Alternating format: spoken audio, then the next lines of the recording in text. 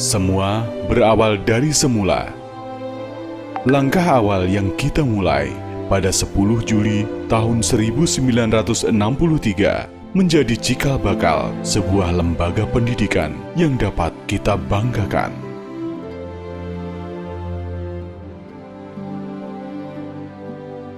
Pendidikan tinggi Aisyah diawali dari berdirinya Sekolah Bidan Aisyah, Rumah Sakit PKU Muhammadiyah Yogyakarta. Semangat pelayanan para pendidik dan semangat belajar para siswa tidak pernah surut walau dalam kesederhanaan.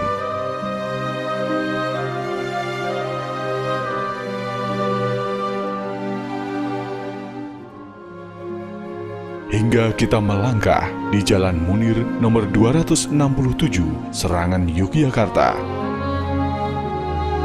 Dan babak baru dimulai di tempat sekarang kita berdiri.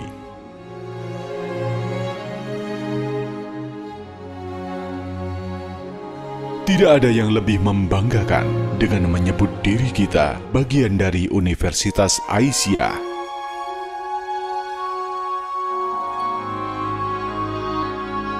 Tepat 10 Maret 2016, Stikes Aisyah Yogyakarta berubah bentuk menjadi Universitas Aisyah. Bersatu, kita melanjutkan perjuangan mencerdaskan pemilik masa depan. Unisa, profesional Qur'ani. 우리들 만나고 헤어지는 모든 일들이 어쩌면 어린애들 놀이 같아. 슬픈 동화 속에 구름 타고 멀리 나르는 작은 요정들의 슬픈 이야기처럼. 그러나 우리들 알지도 못하고 울지만 사랑은 아름다운 물결처럼 고운 그대 손을 잡고 밤하늘을 날아서 궁전으로 갈 수도 있어. 난 오직 그대 사랑하는 맘에 바보 같은 꿈 꾸며. Hai, ini Ahmad. Dan ini Aisyah.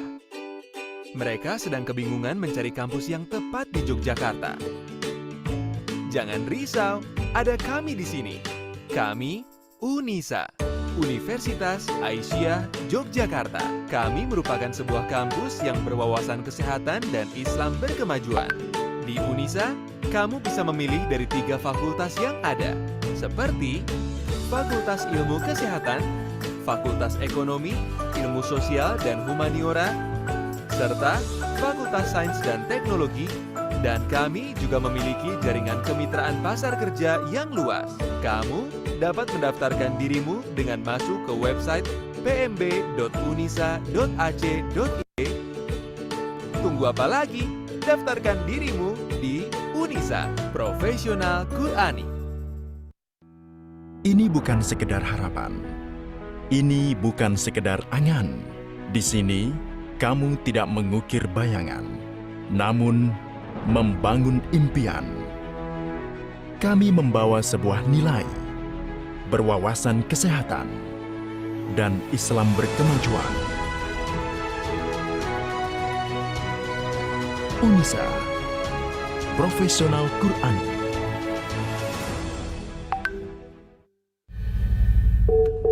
Yogyakarta gains the predicate of the city of education with peaceful environment, friendly people, and also affordable living costs. Yogyakarta has become a decent space to offer a better educational climate. Even with our distinctive cultural arts education, can bring many students from abroad to study Indonesian art and culture in Yogyakarta.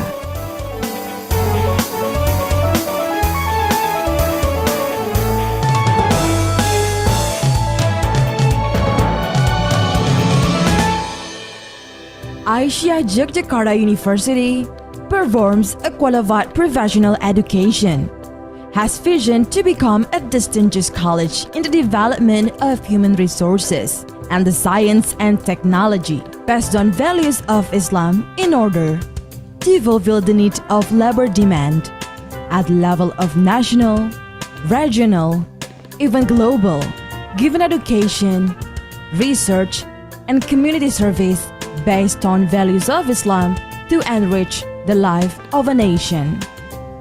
Aisyah Yogyakarta is expected to score human resources with morals, insights, professionalism, and spirit of entrepreneurship to face the challenging era. It was first established as Aisyah Midwife School and Healthcare Support Level C School of PKU Muhammadiyah Yogyakarta Hospital in 1963 as the origin of Stikes Aisyah Yogyakarta establishment. Based on the final decision of National Education Minister, it was later developed into Sekolah Tinggi Ilmu Kesehatan or Stikes Aisyah Yogyakarta. Later on, by the way of the decree of Kemenristek Dikti number 109/KPT/1/2016, Stikes Aisyah Yogyakarta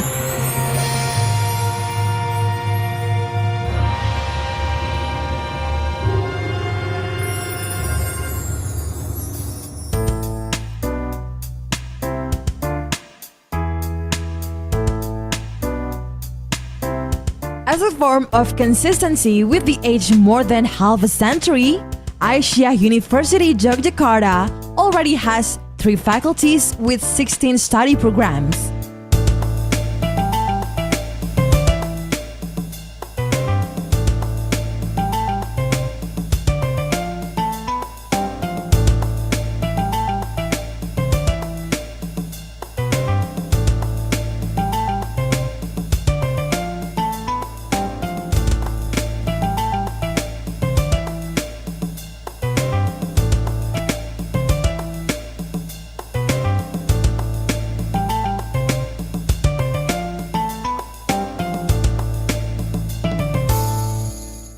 All 16 study programs have been accredited by BAN PT. Each of study programs is hoped to score well-qualified graduates at the level of national, regional, even global. The teaching method used is lecture, and for the theory, the approach of student-centered learning, tutorial, and e-learning. Aisyah University is also equipped with a laboratory, lab facilities, and a clinic for study programs in Faculty of Health Sciences. In collaboration with 88 institutions across Indonesia, Aisyah University is not just a place for field practice, but also a place for students' competence enhancement. Aisyah University has student organizations as a medium for self-development and widening the horizon, also the personal integrity of the students. The aim of the student organization is to be the medium in developing the aptitudes and interests of the students as a vision to face the real life in the future. Every student of Aisyah University is given the chances to be participated actively in various activities of the student organization. As a form of community service to the society, in Aisyah University Yogyakarta, the implementation comes from the education and research which is held by academicians through counseling, posyandu, desa siaga sehat jiwa, and elderly health examination. Alhamdulillahirrahmanirrahim atas ridho Allah Subhanahu wa Ta'ala dan juga atas ikhtiar sungguh-sungguh dari berbagai pihak, kami telah resmi menjadi Universitas Aisyah Yogyakarta.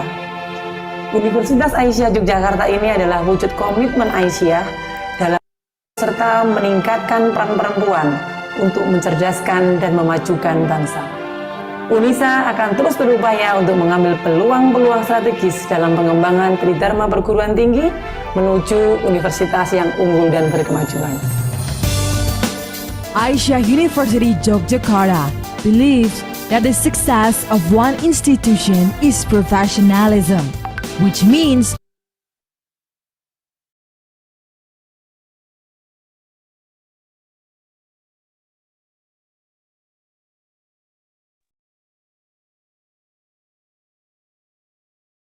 Ladies and gentlemen, the opening ceremony is going to start. Please be prepared. Please to all participants to mute the cell phone and gadget during this activity.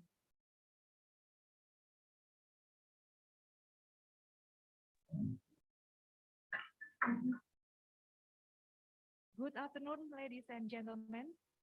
Welcome to the Hall Baru Rohbarit Universitas Aisyah Yogyakarta. Ladies and gentlemen, we delighted to welcome you to the Studium General Nursing Care of Children with Disorder of the Cardiovascular System. Let me introduce myself. My name is Estriana Murnistiawati, the Master of Ceremony for today's activity.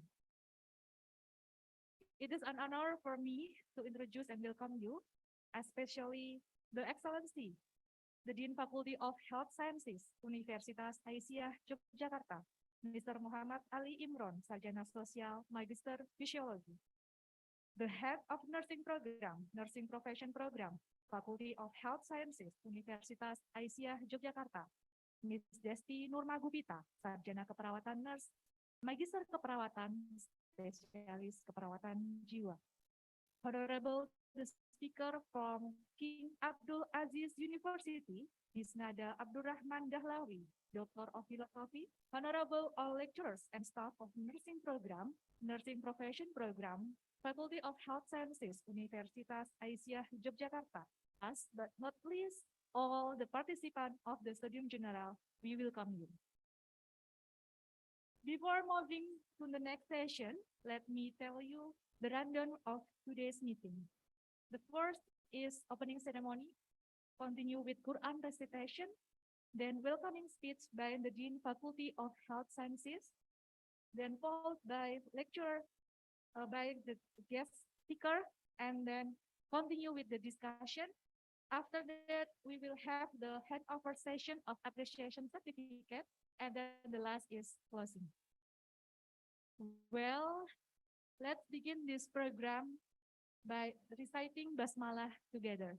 Bismillahirrahmanirrahim. Next session is Quran recitation, Surah Al-Mujadalah, verse 11, that will be recited by Mr. Fauzo. Time is yours.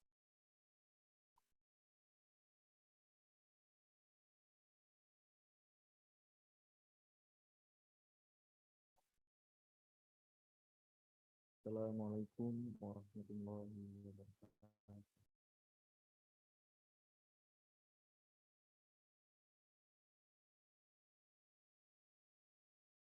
أعوذ بالله من الشيطان الرجيم.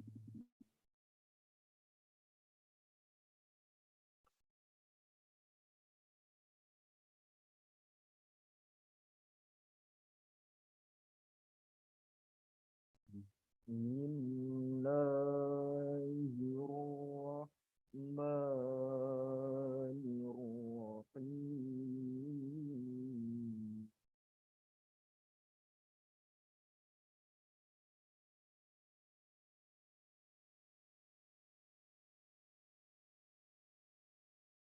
Ya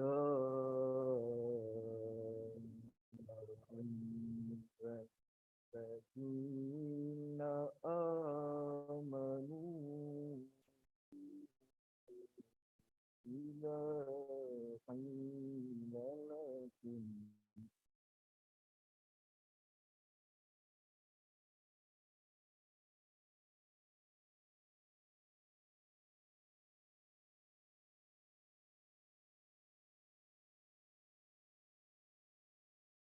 إذا قيل لكم تفسحوا في المجالس فافسحوا يفسح الله لكم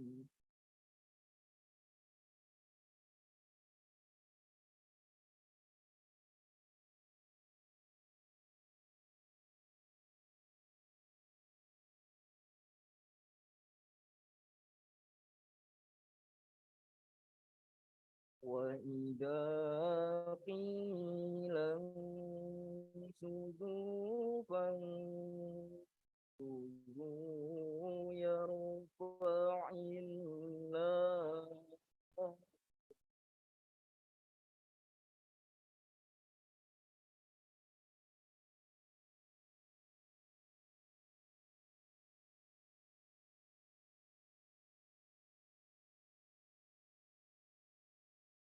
يرفع الله الذين آمنوا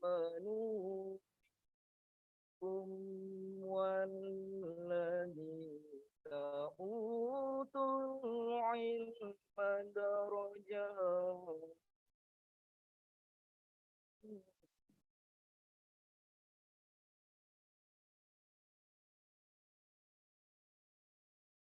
والله بما تعملون خبير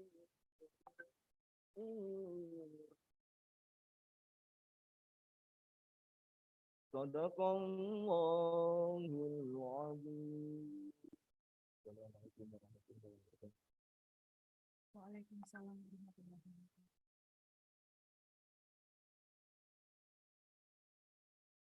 Ladies and gentlemen, we are now going to listen to the welcoming remark from the Dean Faculty of Health Sciences, Universitas Asia Yogyakarta, and also will open all the agenda today.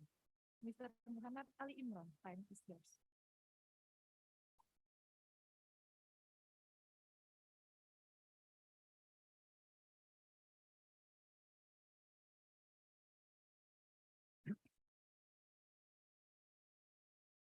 Assalamualaikum warahmatullahi wabarakatuh. Bismillahirrahmanirrahim. Alhamdulillahi rabbil alamin. Allahumma sholli ala Muhammadin wa ala alihi wa sahbihi ajmain. Rabbi zidni ilma warzuqni fahma. Rabbi shrah li sadri wa yassir li amri wahlul 'uqdatam min lisani yafqahu qawli.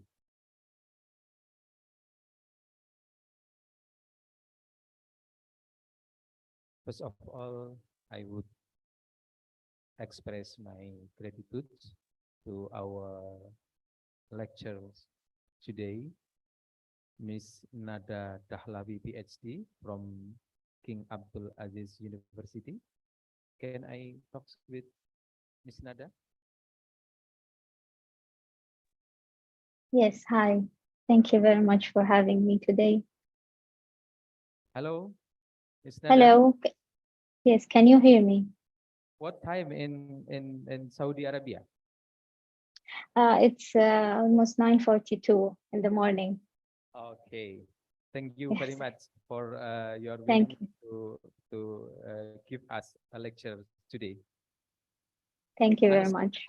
honestly, I'm very happy today because UNISA Yogyakarta received blessing from Allah Subhanahu wa Ta'ala, especially nursing study program, who had the opportunity to learn with you, with Miss Nada Dahlawi, PhD. I think it is good for us, for our student in nursing study program, to improve their knowledge, especially in, I think it's a very, very important topic today about children with cardiorespiratory problem. And again, on behalf of UNISA Yogyakarta, also as a Dean of Faculty of Health Science, I would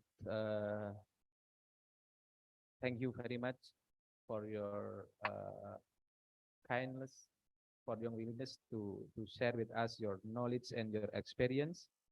And I hope to all the students to take this opportunity to learn, to study, and to get the more information about nursing world, especially in Saudi Arabia and also in the other countries. I promise, as a dean, we will make that nursing study program will be your pathway to come in international world of nursing. As an introduction, Ms. Nada, that University of Aisyah already 32 years old as a university, but maybe for nursing program exists before that. So we have long experience in nursing education, start from high school level. But today we have undergraduate and professional education in nursing, and we make our effort to make this program study is best in Indonesia. So again, thank you very much for your time, your sharing, your knowledge, your experience. And furthermore, I hope we can continue our cooperation between UNISA and also between King Abdul Aziz University, especially in nursing program. I hope this Bu Estriana and the team, maybe we can set up to make a collaboration between UNISA and King Abdul Aziz University, especially in nursing program. Untuk para mahasiswa, sekali lagi manfaatkan betul ini kesempatan ya untuk bisa berdiskusi dengan Miss Nada Dahlawi yang beliau berpengalaman banyak tentu saja, terutama di problem anak-anak dengan gangguan kardiorespirasi. Ini ada yang dari kelas internasional? Yes. Mana angkat tangan yang kelas internasional? Raise your hand. Ya, oke.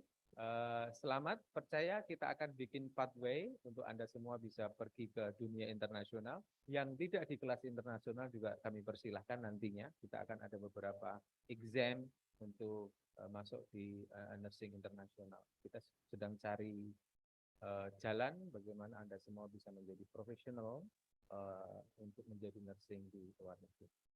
Oke, saya kira itu yang bisa saya sampaikan. Terima kasih. Wassalamualaikum warahmatullahi wabarakatuh.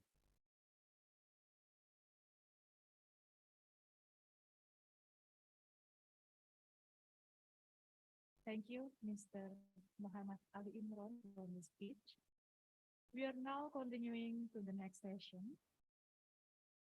Finally, we arrive at the main session of our meeting today, the lecture about nursing care of children with disorder of the cardiovascular system. We will be guided by a moderator to listen about the lecture and discuss more in the question and answer session. Moving right along, it is now my pleasure to introduce the moderator. Today's moderator is Ms. Nurul Afifah. We would like to invite Ms. Nurul Afifah and then guide this agenda. Ms. Nurul Afifah, please.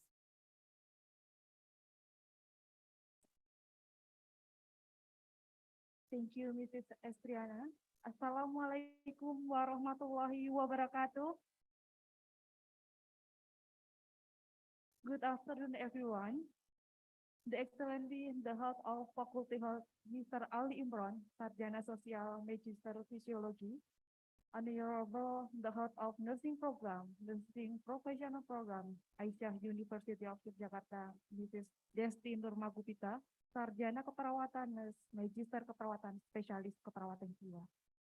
Honorable the Speaker from King Abdul Aziz University, Ms. Nada Abdul Rahman Dahlawi, Master of Nursing PhD. Honorable lecturer and staff of Aisyah University of Jakarta, and honorable ladies and gentlemen, the participants of the Studium General. Ladies and gentlemen, I'm Nurul Afifah, the moderator of today's Studium General. I'm very pleased to see you and welcome all of you to the Studium General. Today's the topic is about nursing care of children with disorder of the cardiovascular system. Ladies and gentlemen, our speaker today is Ms. Nada Abdul Rahman Dahlawi, Master of Nursing PhD. She is Assistant Professor in Children Nursing, Department of Maternity and Child Nursing, College of Nursing at King Abdul Aziz University. She has joined King Abdul Aziz University as a pediatric nursing demonstrator and she has 1 year experience in the pediatric intensive care unit at King Abdul Aziz University Hospital. She finished her master study in advanced nursing program at the University Nottingham in the United Kingdom. Then she took her PhD in child health care at the University of Leeds in the United Kingdom. Before the presentation begins, let me inform how the presentation will be going on. First, Ms. Nada Dahlawi will be invited to present the material. After that, there will question and answer session and follow it with conclusion. Now, allow me to welcome speaker, Ms. Nada Abdul Rahman Dahlawi, Master of Nursing, PhD, to deliver her presentation. Ms. Nada Dahlawi, the time is yours. Thank you very much for your introduction, and thank you for having me today and for providing me with this opportunity. I'm really thankful and grateful for this, and really looking forward to make an collaboration, as you said before, with you and the King Abdulaziz University. It will be an honor to have this collaboration in the future. Just let me share the PowerPoint slides before starting the lecture.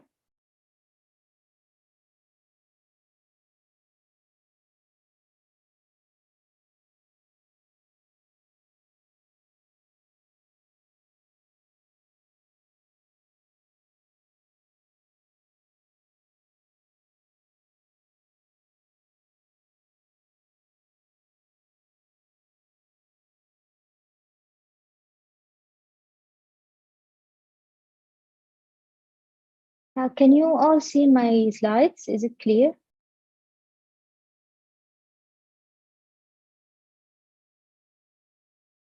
Yes, Ms. Okay, thank you. And if my voice is not clear, please just let me know. Okay.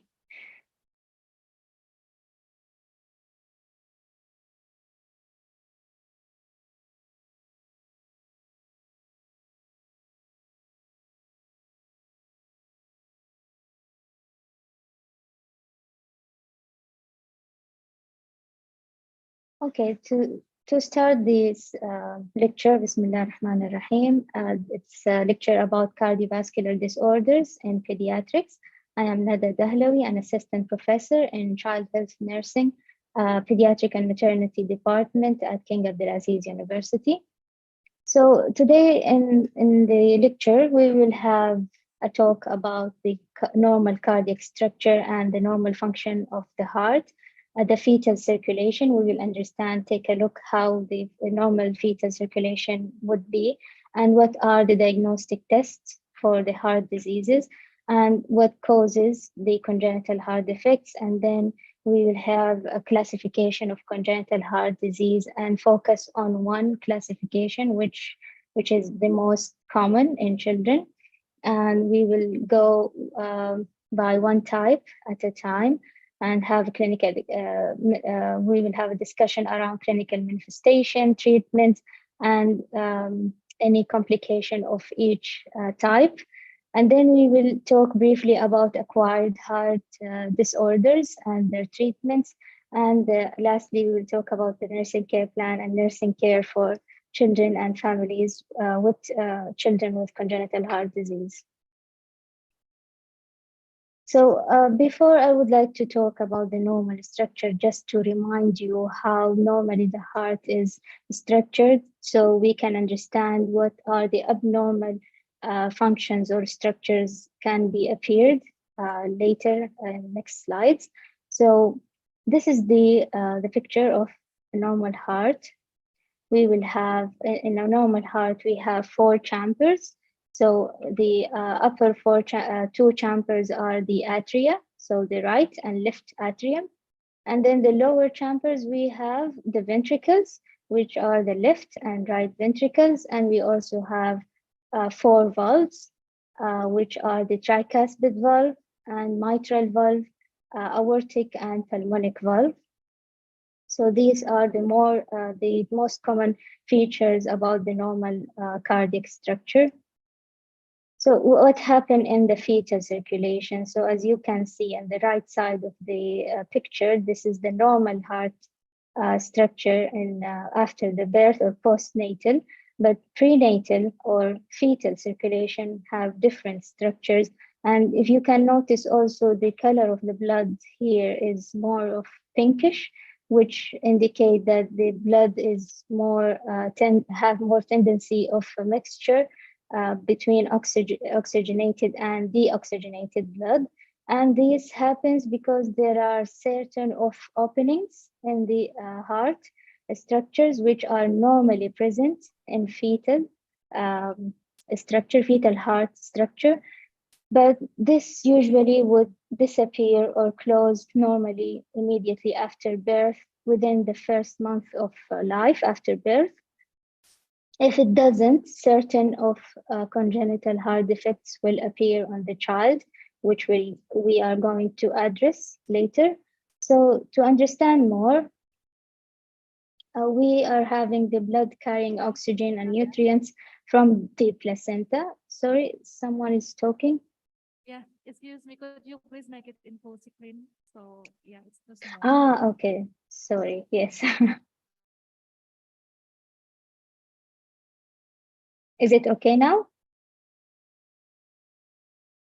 Yeah, it's okay, but could Okay. you please slow when you explain to us, little bit slow? Okay.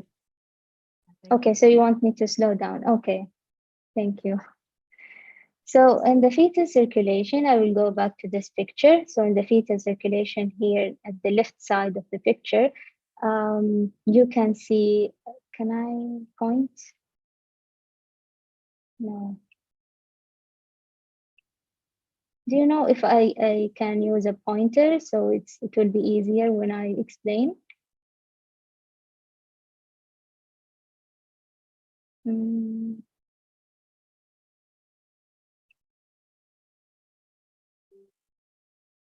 There is a pen, so maybe I can use a pen.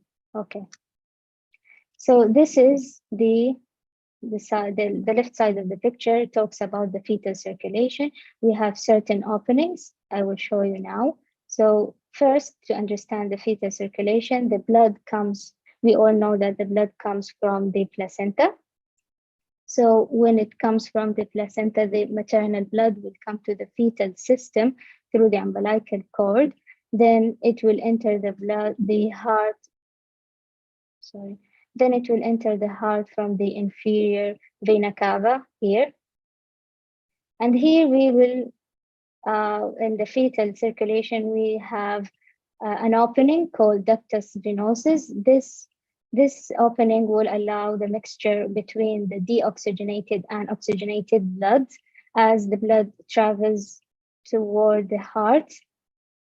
And then we also have another opening. So when the blood is moving from the inferior vena cava, from the inferior vena cava, it enters the right atrium from the inferior vena cava, and it then straight away goes to the right atrium and through the foramen ovale to the left atrium. So let's see in the picture. So because of the opening, the blood goes to the right atrium and then to the pulmonary arteries. And then in the pulmonary artery, we will find an opening here called ductus arteriosus. And then the blood can be mixed again here in this place. So the blood travels already mixed from the inferior vena cava. Then it will be mixed again in this opening. This opening will allow another mixture of the blood.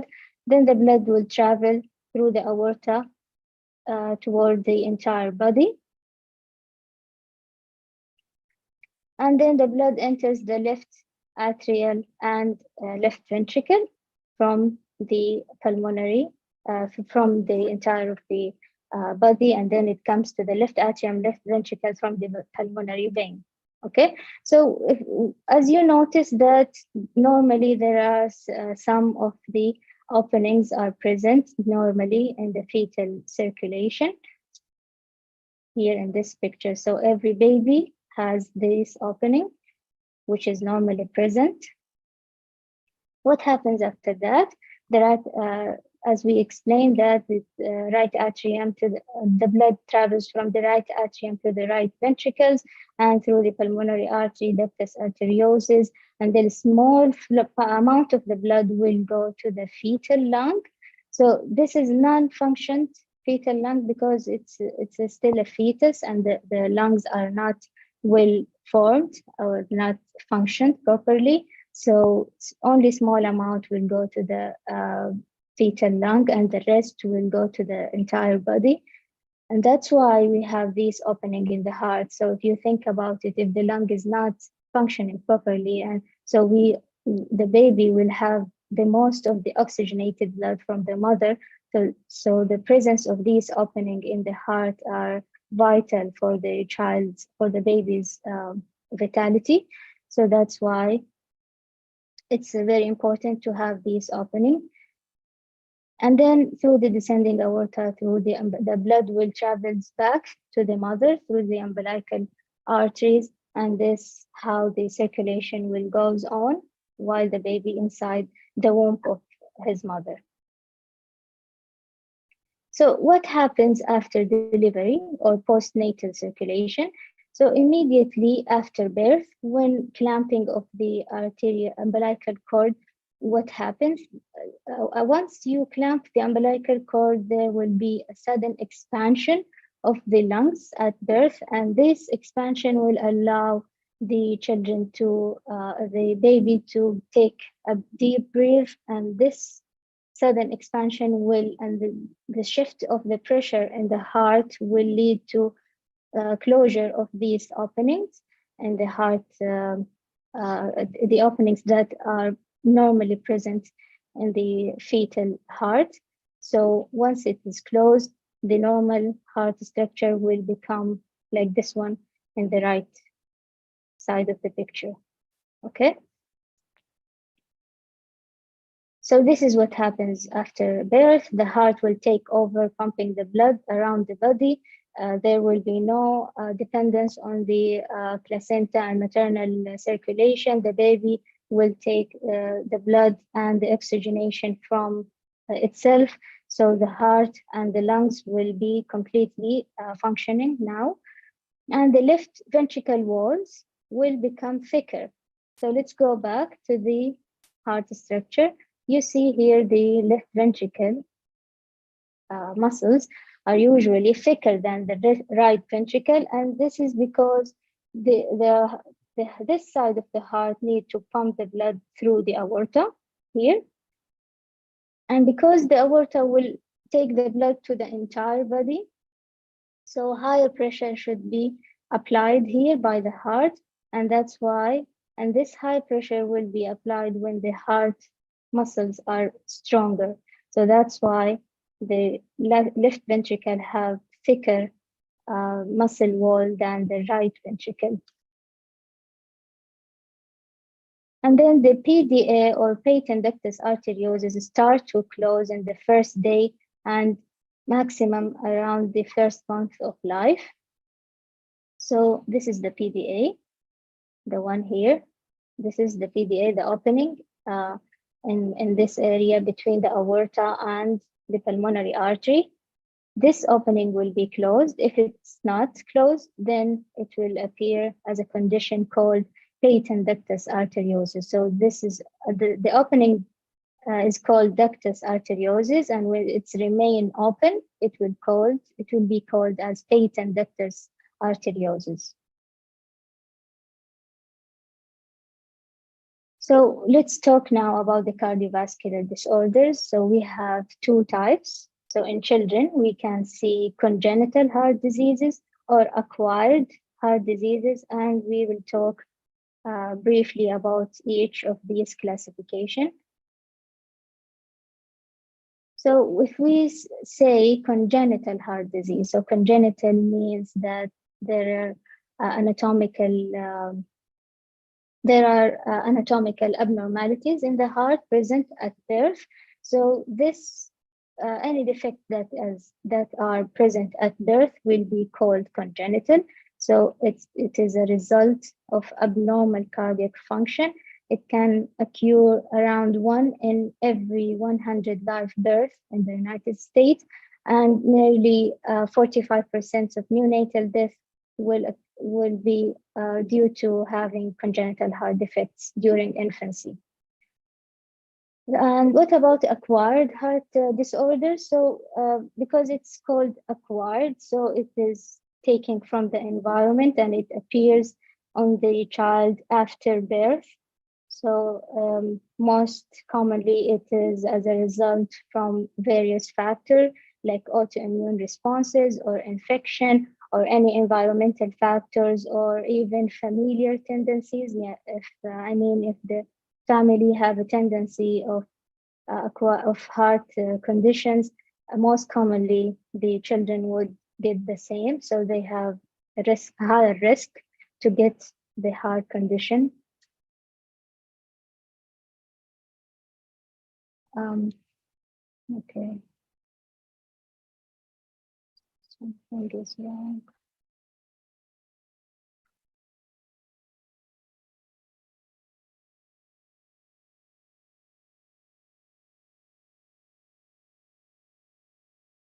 Okay, so let's talk now about the diagnostic tests, how we are going to diagnose children with congenital heart disease or any kind of heart condition. So there are several diagnostic tests that we are going to explain here briefly. First is the pulse oximeter. So it detects the level of oxygen saturation in the blood. So most children, when they get birth, they will be checked for their oxygen saturation using pulse oximeter in the nursery. So there is a test are done using the pulse oximeter to detect, and this test detects the presence of congenital heart diseases. Uh, if there is a low oxygen saturation for this child, they will take further diagnostic tests to able to diagnose this child with congenital heart disease. And we also have electrocardiogram or ECG or AKG. It detects the cardiac rhythm. So if there is any dysrhythmia in the heart, the ECG 12 leads will be 12 leads electrode will detect that. Also, there is another diagnostic test called the Holter monitor. It's a 24 monitor. It can be attached to the child, like you see here in this picture. This young female child, she holds a halter in her pocket. So it's a 24 monitor that records the symptoms and arrhythmia and heart rates within the 24 hours, and it keeps it in a memory as a diary for this heart activity during the 24 hours. We also have chest radiograph or chest X-ray. It is also used to determine the size of the heart, the contour, any alteration in the pulmonary vessels, and the blood flow pattern. Also, echocardiogram is a two-dimensional Doppler. It will show the cardiac anatomy and the size and the function. Also, the blood flow, it will appear in echocardiogram. And you also can have the high frequency sound waves. And then we have magnetic resonance imaging, which called MRI. With the uses of large magnets, the vessels and the anatomy of the heart can be well evaluated using this technology. And last, we have another diagnostic test, which can be used as diagnostic or interventional procedure as well, which is called cardiac catheterization or cardiac cath. This is a procedure, an invasive procedure. It's done using under fluoroscopy, which is done using a large needle inserted in a large blood vessels like a femoral vein. So this needle will have a catheter which can be advanced throughout the heart, and it can travel back to where the congenital defects are present. And then in that place, we can, the catheter, at the tip of the catheter has a camera where the clinician or the physician can see. Here you can see, these are the screens. In the screen, you can see the heart structure, and when the physician infuse a dye, the colors of the vessels, blood vessels and the heart will be colored, and it can be easily viewed in the screen using the X-ray as well. And this can be diagnostic for certain type of congenital heart diseases, and it also can be an interventional procedure. So if they detect, once they detect, let's say, an opening in the heart, they can also apply, intervene as well at the same time. So they can put a patch or stent to close this opening, or a stent to dilate, or a balloon to dilate any narrowing in the heart. Okay. So if we are going to start talking about congenital heart defects, let's say what are the causes of congenital heart defects. So first of all, there are maternal and fetal infection. If the mother during pregnancy had infection during the first trimester of pregnancy, it's more likely for her child to have congenital heart defects. Also, teratogenic effects of drugs, if the mother had taken certain drugs during pregnancy, or if the mother was smoking during pregnancy, also this can lead to her child having congenital heart defects. Also, if the mother had diabetes mellitus during pregnancy, or if she had any dietary deficiencies like folic acid deficiency, and if the child was present with certain syndrome like Down syndrome, it's more likely for this child to have congenital heart defects as well. But let's understand that 90% of the cases are none of the above, so they are unknown cases. So not every congenital heart defects have the same causes of effects. So in this slide, we can understand the classification of congenital heart defects very easily. It will help you also to memorize the types of congenital heart defects using this diagram. So first of all, we have two main classifications. First is the acyanotic, second is cyanotic.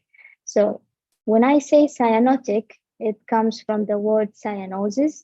Cyanosis means bluish discoloration of the skin. So the baby will appear blue in color because of low blood oxygen supplies because of the heart defects. Acyanotic means no cyanosis. So acyanotic means no cyanosis. So the child in this type or in this classification will have no cyanosis. So today we are going to talk more about the acyanotic classification and the subclassification underneath, which are about increasing pulmonary blood flow or obstruction of the blood flow from the ventricles. So some kind of congenital heart defects like this will cause increase of blood flow, and I will discuss briefly each type and how these types are going to increase the blood flow, pulmonary blood flow, and lead to left to right shunt. So the blood flow in the heart will move from the left side of the heart to the right side of the heart through these disorders. Okay. The second subcategory or subclassification is the obstruction to blood flow from the ventricles. So there are obstructions that obstruct the blood flow to travel from the ventricles to outside of the body. And these including this type of congenital heart defects. Okay, so let's move on with the clinical manifestation or clinical features of each type. So we said acyanotic heart, and it mainly means there is no cyanosis. Let's understand that these types are more common than cyanotic.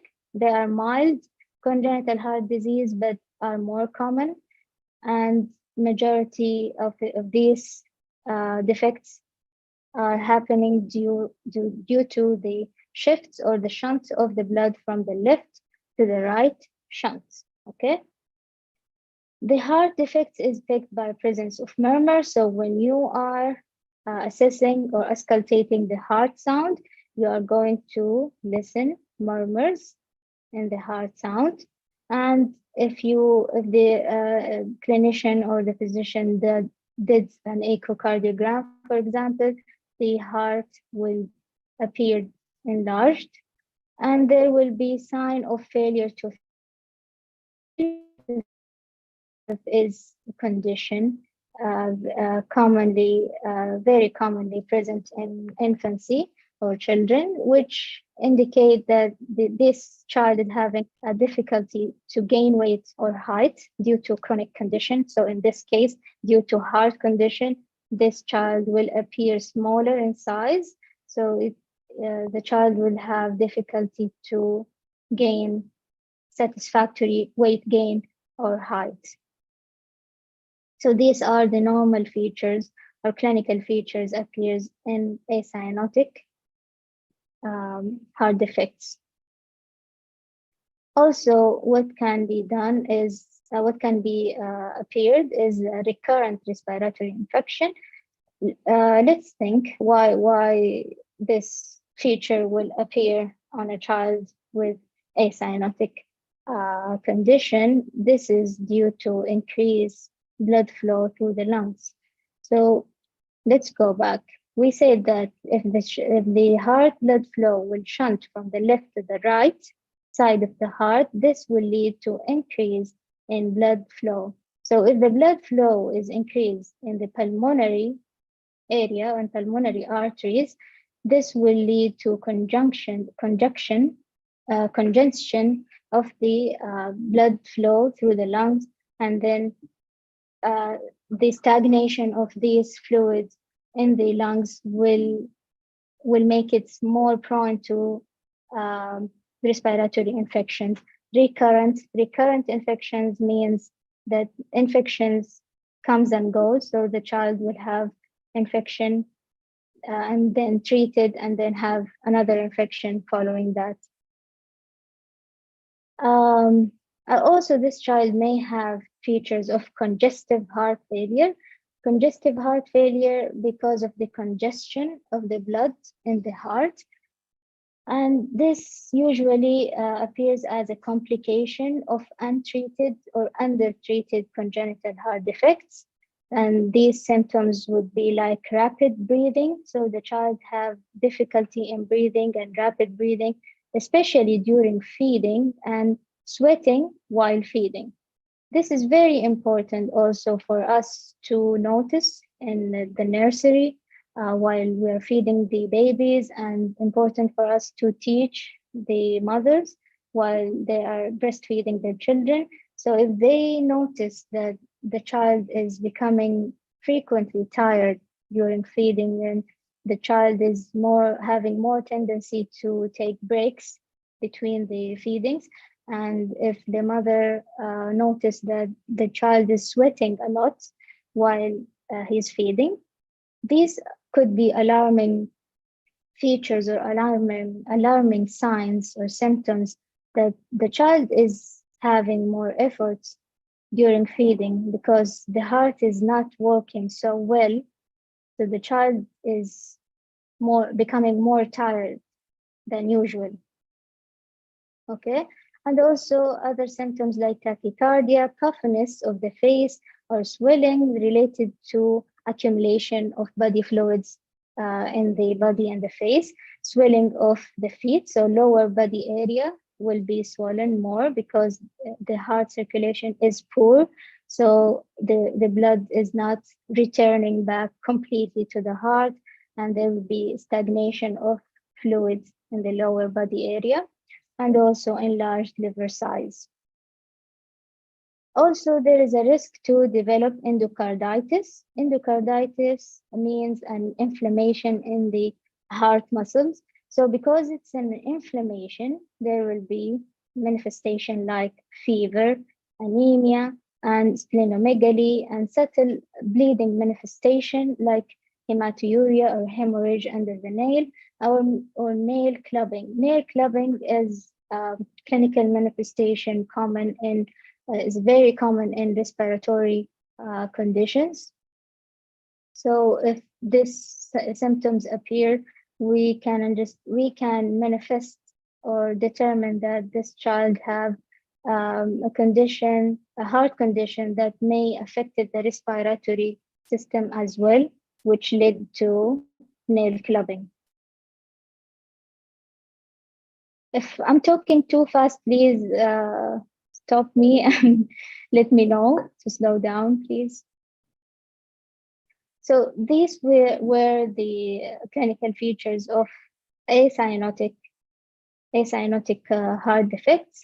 Now we are going to talk about the clinical manifestation of cyanotic, or a blue baby. Cyanotic because it comes from the word cyanosis. So it is talking about a blue baby, a baby with bluish discoloration. It occurs if the blood does not pass through the lungs or have mixture of blood. So if we go back to this picture, so these are the classification for cyanotic heart defects. So it's either because there are mixed blood flow or there are decrease in pulmonary blood flow, which lead to the shunt, to the opposite of this, the acyanotic. It will appear, the blood flow will go from the right side of the heart to the left side of the heart, which is opposite what we can see in the acyanotic. Okay, but today we are not going to focus on these defects. Maybe next time if you would like. So cyanotic blue baby, what are the features? There will be blue lips, blue tongues. It can appear very clearly on children when we are doing the physical assessment in nursery. It can be very clearly observed, blue lips or tongue, and also fingernails or toenails can be blue. A clubbing of fingers, which means it's like a swollen. I don't know if I have a picture of this, but it's like a swollen tips of the finger. It appears very swollen. This is related to accumulation of fluid and very bad blood flow to the fingers. And also chronic hypoxia leads to polycythemia. What is polycythemia? It's an increase in red blood cells and hematocrits. So hypoxia can lead to polycythemia. So this can be detected in lab results. Also cyanosis with crying. So the baby may become blue when crying.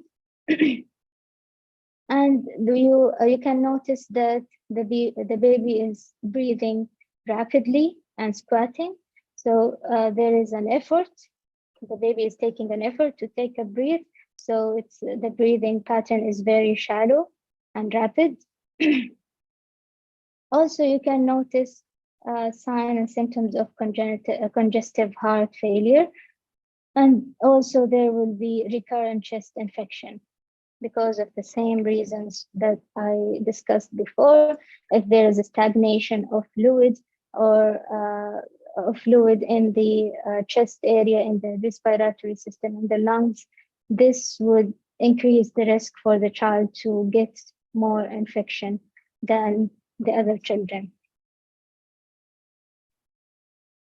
So let's start now with each congenital heart defects of each classification. First, we'll start with the left to right shunt, which lead to increase of pulmonary blood flow.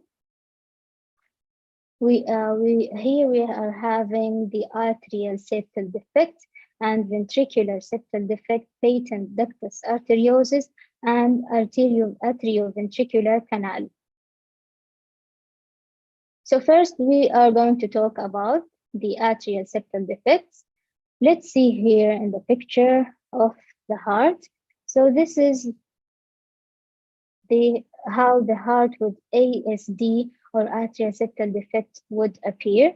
So this is an atrium and this is an atrium, okay? What happens here, this is the left atrium and this is the right atrium. And between them, there is a septum, okay? It's like a wall that separates between the left and right atrium. What happens here is an opening present between the left and right atrium. This opening would allow the blood to get mixed between the oxygenated and deoxygenated blood.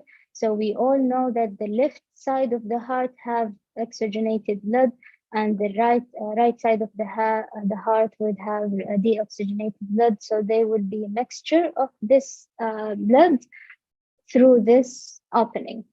So let us think why the blood flow moves from the left to the right side of the heart. Why it's not the opposite? If anyone can, I don't know if you have an access to a mic, or I usually love an interactive session lectures. So if someone can answer, or maybe if it's difficult, I will answer. But let's think together why the blood moves from the left side to the right side. There is a very important concept behind this, which would makes everything clearer and makes sense why this shift would be happening. Yes, somebody was talking? No? Excuse me, Ms. Nadia, can you repeat again? You want me to repeat the question? Okay. So in this type of defects, the atrial septal defects, the blood moves from the right side to the left side of the heart. There is an opening. Someone could ask why the blood does not move from the left side to the right side. Why does it move from the right to the left? Why do you think? Think of the structure of the heart.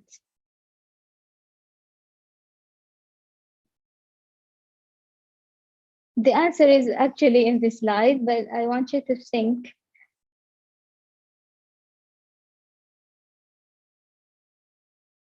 So usually it's about the pressure in the heart. So because the right side of the heart have more or higher pressure than the left side, so the blood flow will travel from the higher pressure to the lower pressure. So the left atrium have higher pressure than the right atrium. That's why through this pressure, the blood flow will go or travel from the right side to the left side. You see what I mean? So usually if there is no opening here and the septum was closed, this high pressure in the left atrium will lead to shifting the blood very fast toward the left ventricle. And with this high pressure, it will help the blood to travel through the aorta here. So through the aorta. And we say that we need higher pressure. The aorta need higher pressure of pumping the blood so it can pump the blood all over the body. So the high pressure is very crucial here in the right side of the heart because it helps the aorta to pump the blood throughout the body. But this pressure can also, in the presence of atrial septal defect, can be a cause for why this blood is moving from the left side to the right side. Is it clear? Or if you want me to re-explain this, I will do. So usually the ASD or the atrial septal defects can be present with combination of other defects. So it can be ASD, atrial septal defect with PDA, patent ductus arteriosus, or with ventricular septal defects or other type of defects. So what if we think about the pathophysiology? What happens if the blood moves from the left to the right? So we know that the pressure normally should be higher in the left. If more blood will go to the right side, this will increase the load on the right side of the heart and increase volume of the right side of the heart. And this is normally is not happening, but in this case, in the opening, it will lead to increased volume in the right side of the heart. Okay, as a result, if there are more blood here in the right side, more blood will go to the right atrium and more blood will travel to the pulmonary arteries. And this will lead to increase of pulmonary blood flow. Let's go to this picture. It says that this kind of classification will lead to increase of pulmonary blood flow. So because there is an opening between the atrial, eventually it leads to increase of pulmonary blood flow.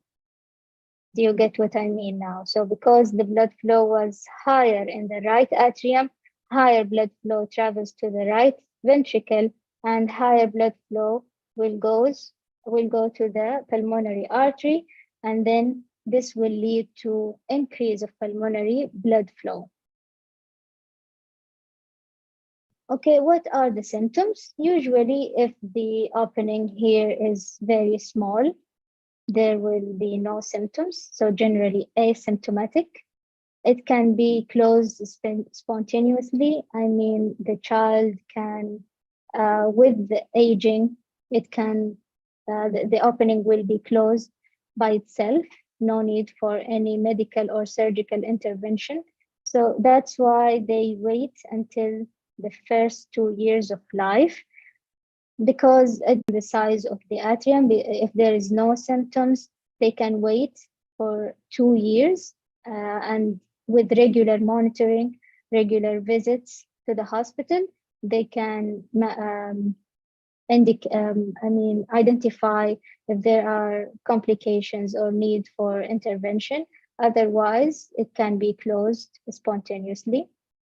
And there will be systolic murmur, a sound of the heart when auscultating the heart sound. So for treatment, if there is medical treatments required, so diuretics can be given. It's a medication that is given to reduce the excess fluid accumulation in the body. Or a surgical repair also can be done depending on the size of the ASD. If it's large and it does not close until the 2 years of life, and so then they will decide to do an operation. This is done by cardiopulmonary bypass. They will take a patch. It's like a round tissue. They will stick it on the opening and suture it. So then the opening will be closed. So this procedure can be done surgically through the cardiopulmonary bypass surgery. So traditionally, the surgical repair was a traditional intervention to close the ASD. It's done via medium sternotomy. So sternotomy is in the sternum. So they make an opening in the sternum so they can go inside the heart. They can visualize the heart and go inside to suture the patch in the opening. But recently, surgeries are not done for this mild kind of condition, heart defects. They are performing cardiac catheterization, or they call it, the treatment can be done transcatheter. So the closure can be done transcatheter using the cardiac catheterization through the femoral vein. They can go inside the heart and stick this patch inside the opening and close the opening. So if this ASD or atrial septal defect left untreated, main complication can be appeared because there were increase of pulmonary blood flow. So the pulmonary vascular changes can occur, and heart failure or cardiac failure can be also manifested in this type, but it's unusual because this is a very mild type of cardiac defects, and usually it's closed spontaneously. And but as a complication, it can also lead to atrial arrhythmia. So this can be detected in the cardiac monitor or the ACG.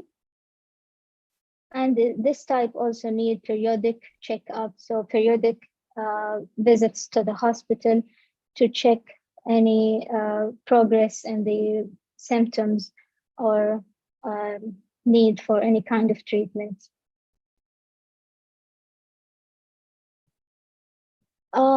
The other type of congenital heart defect, we are still in this category, which is left to right shunt. So we are talking now about the ventricular septal defects. So it's the same concept of atrial septal defect as we explained earlier, but now the defect or the opening is between the atrium. So between the left atrium and the right atrium. There is an opening in the septum between between the left ventricle and the right ventricle. There is an opening in the septum between these two ventricles. So the blood also shifts from the left side to the right side. It's the same reason, it's because of the same reason as we mentioned in the ASD. The blood flows from the left side to the right side because of what? Because of the high pressure. What is that? High pressure. So there is a high pressure in the left ventricle. This pressure will lead the blood to flow from the left to the right. Okay?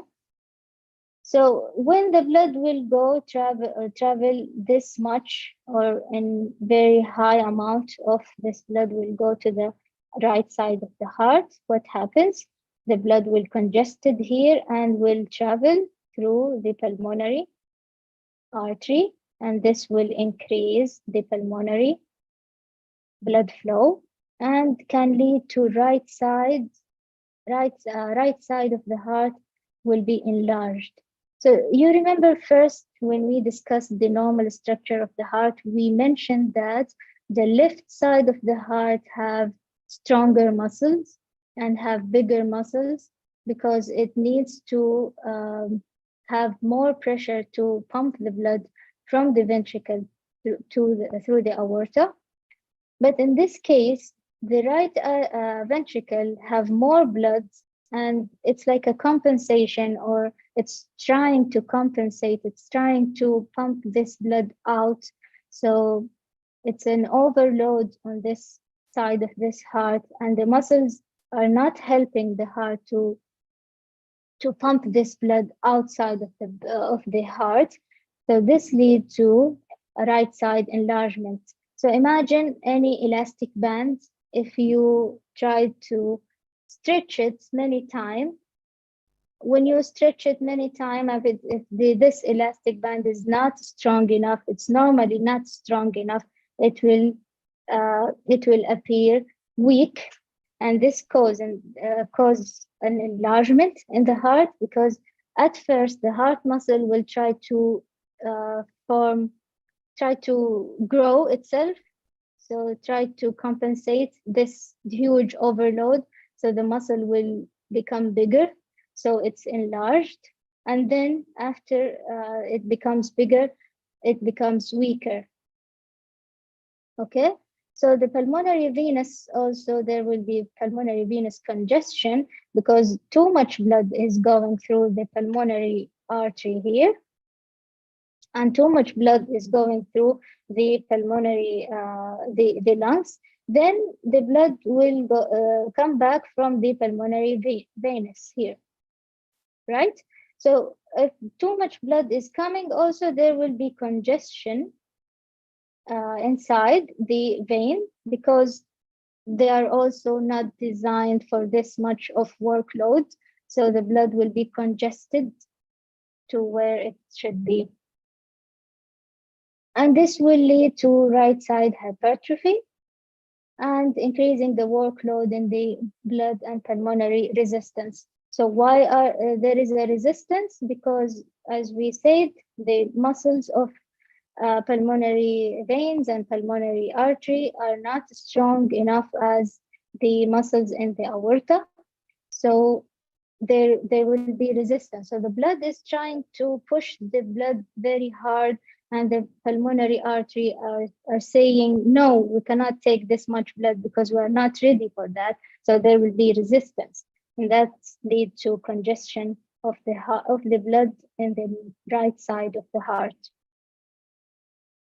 Okay, so if we understand the pathophysiology very well, we can also identify what are the symptoms can appear on this child. So same as the ASD, if there is a small opening, there will be no symptoms. So they're asymptomatic. And if the infant appears with moderate or large opening, there will be sign and symptoms. So the sign and symptoms are similar to heart failure, which are tachypnea, diaphoresis, which is excessive sweating, fatigue. The child will be fatigued more, will be tired, getting tired more frequently, and the child will be underweight, which, as we explained earlier, is a sign of a failure to thrive. And the child would usually have no cyanosis because this is an acyanotic congenital defect. And also the child can be tired during feeding, and there will be murmur during heart auscultation. Okay, and if the child is not diagnosed as in infancy or newborn and diagnosed with VSD when the child becomes older, this is really due to maybe the opening was too small. And when the child gets older, the physical activity would get more aggressive. The child would engage in sport-like activities or playing at school. And this is where the child can appear more, tired during playing. So usually the children who are diagnosed when they are older, like school-aged child or preschool, this is because the VSD was too small and asymptomatic when they were younger, but eventually it shows some symptoms when the child becomes more active, more physically active when playing. So how can we repair this VSD? So in 20 or 60% of the cases, it will close similar to ASD. So spontaneous closure can be happen, except if it's a large opening. If it's small opening, we are going to treat the child medically. So only the child will be under medication, so digoxin to stabilize the heart symptoms, and diuretics to get rid of the excess fluid and edema in the body.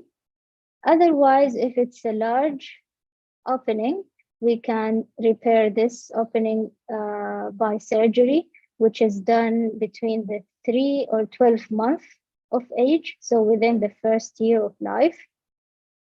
And it's also done by a dacron patch, like knitting or snitching a patch in the opening and close it. Or it can also done through transcatheter or cardiac catheterization to close this opening. Okay. Usually the VSD have more risk than ASD. The closure of VSD have more risk than ASD, only because the muscles of the septums between the ventricles are harder, and the opening can be larger than the ASD. So that's why it's more, it have more risk. And VSD usually considered as a mild condition, but it's more serious than ASD. Okay.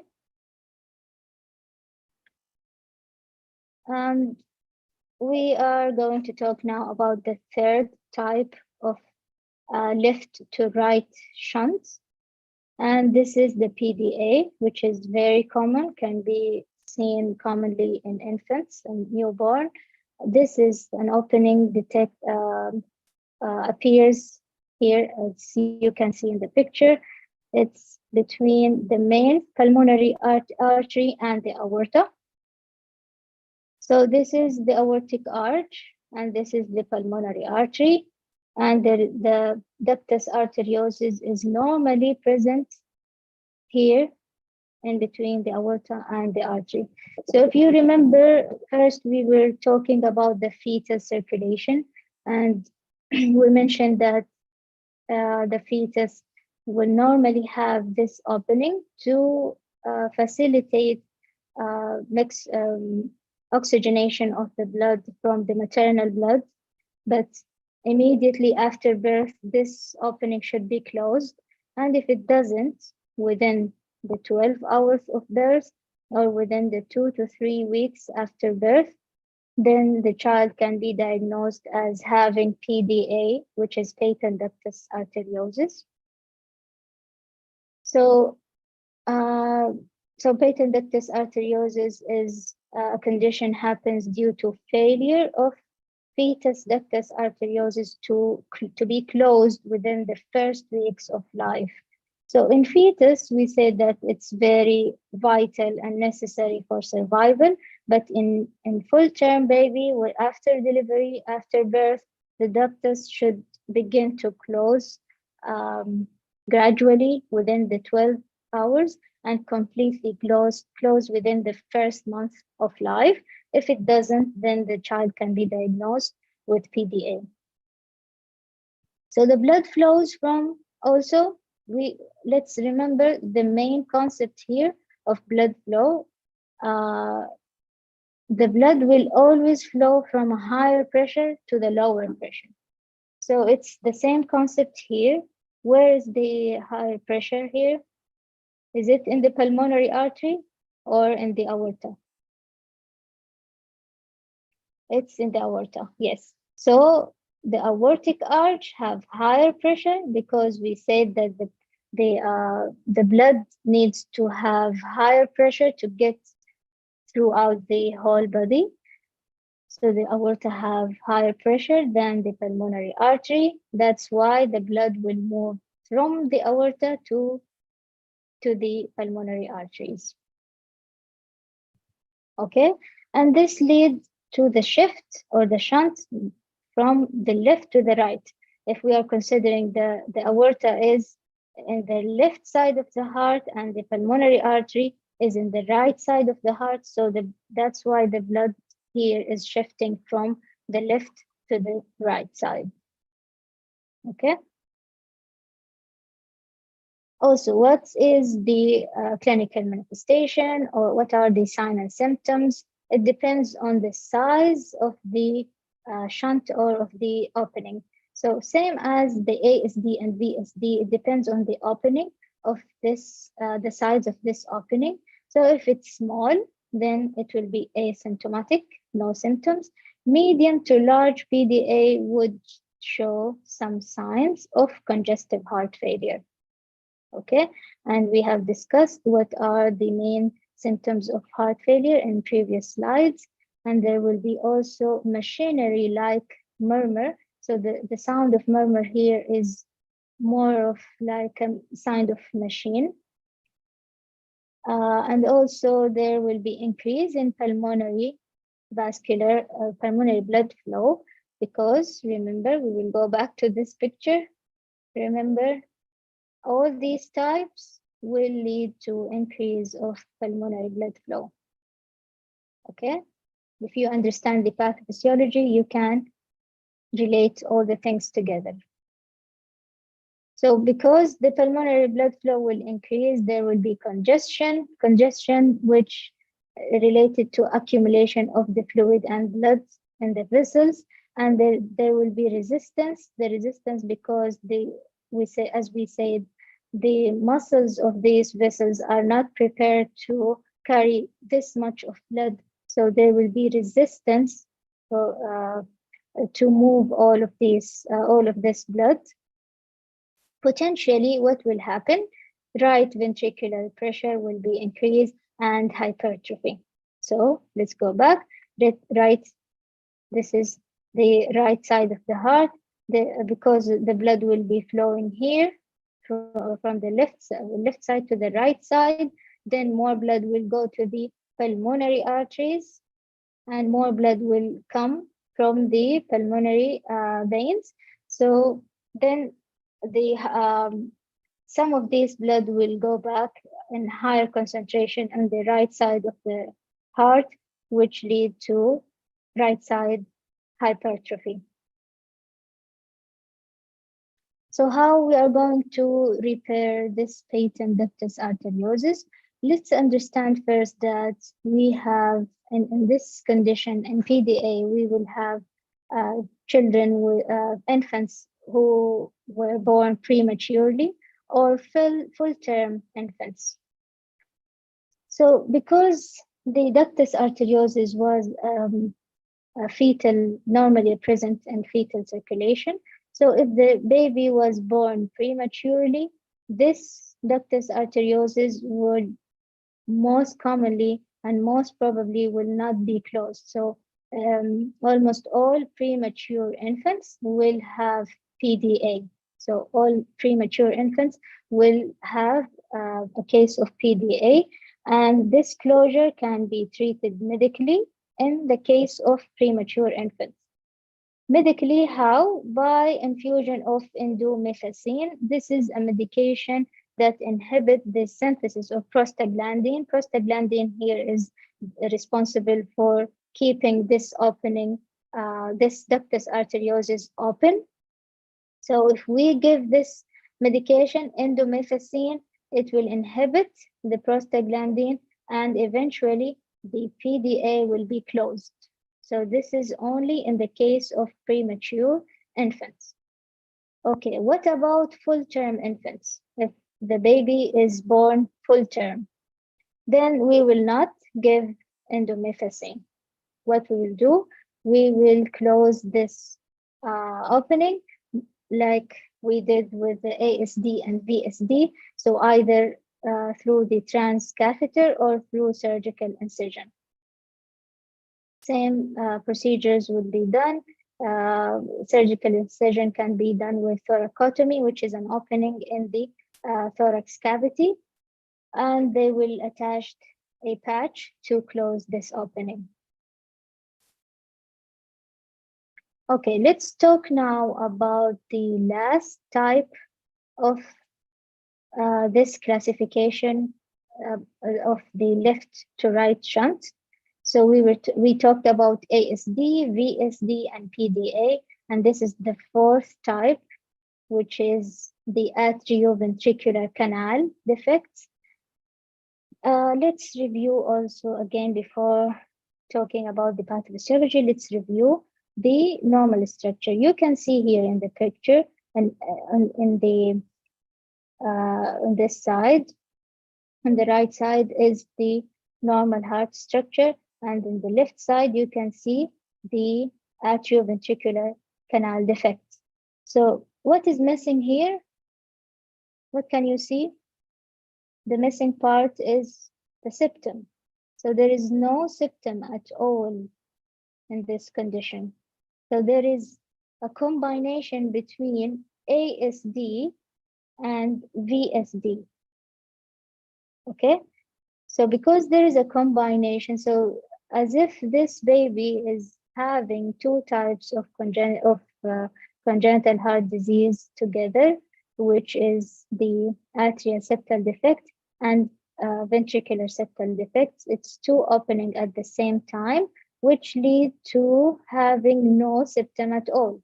So there is no septum, no deviation. It's like the heart is showing like as one complete chamfer. It's like a whole unit. There is no symptom in the middle. And also you can find that there is this order in the valve. It's incompleted here, incomplete structure of the tricuspid and mitral valve. Okay, and this is more common in Down syndrome. We said before that some of the congenital heart defects can appear in children with congenital defects or syndromes like Down syndrome. So this type of defects can be shown in some Down syndrome. So what happens here? How the blood will flow? Let's remember the main principle, which is the blood flow will move from the higher pressure to the lower pressure. So where is the higher pressure here? Is the right side of the left side of the heart, and it will move towards the right side of the heart. Okay, this move of the blood, or this flow from the left to the heart, will increase the blood flow to the lung. So that's why it increases the pulmonary blood flow. It will increase the pulmonary blood flow and increase the blood flow to the lungs. There will be resistance in the pulmonary vessels, and engorgement or congestion will appear in these vessels and in the lungs. And this child is more predisposed or more prone to have heart failure than the other types of left to right shunt defects. So it also depends the sign and symptoms here, because we are having two types of openings. So the sign and symptoms are immediately as if the child is having a heart failure. Murmurs can be detecting very easily while auscultating the heart sound. Infants are symptomatic immediately after birth, so immediate symptoms can appear on this child. How it should appear surgically within the first year of life. So what is done in this surgery? First of all, we have two goals. The first goal is to close the atrial and septal and the ventricle defects. So we will close the atrial opening and the ventricle opening. And the second goal is to reconstruct the mitral and tricuspid valve. As we said, because there were no septum in the middle, so these valves were incompleted. The structure were incomplete. So the second goal of the surgery the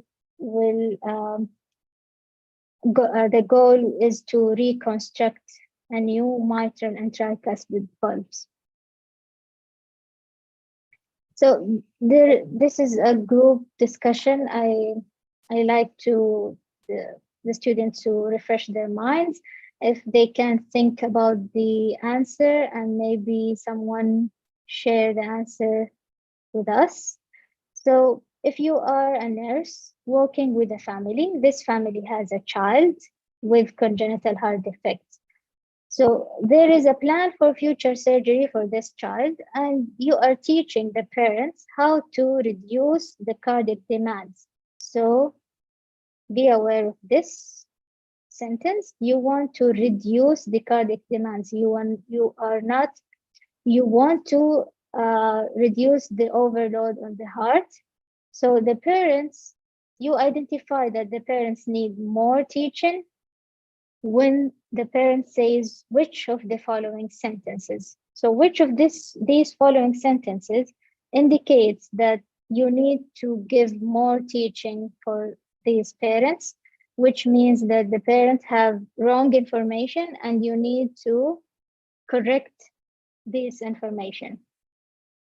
So A, the parent would say, I will wake my child for feeding every 2 hours so she can get enough calories to gain weight.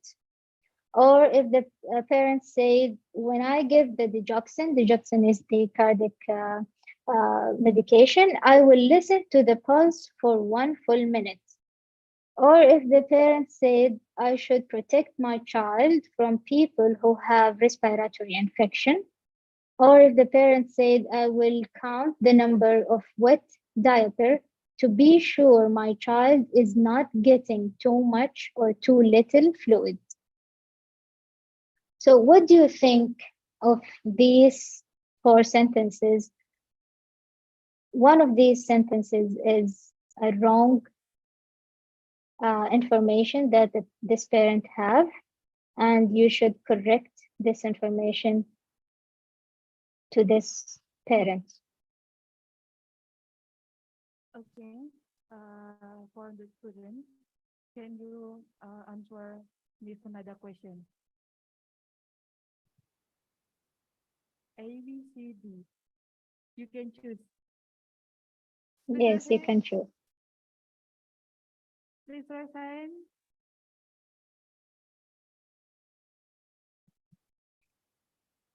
Anyone? Any suggestion? Maybe one of student in here. Okay.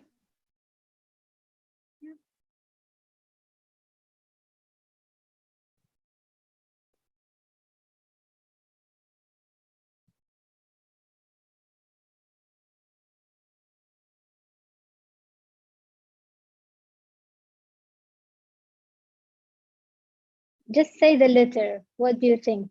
Which letter is this?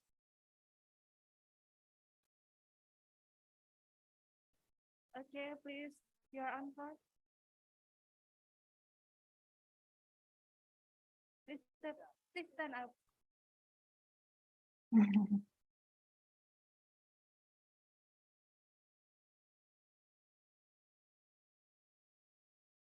Assalamualaikum warahmatullahi wabarakatuh.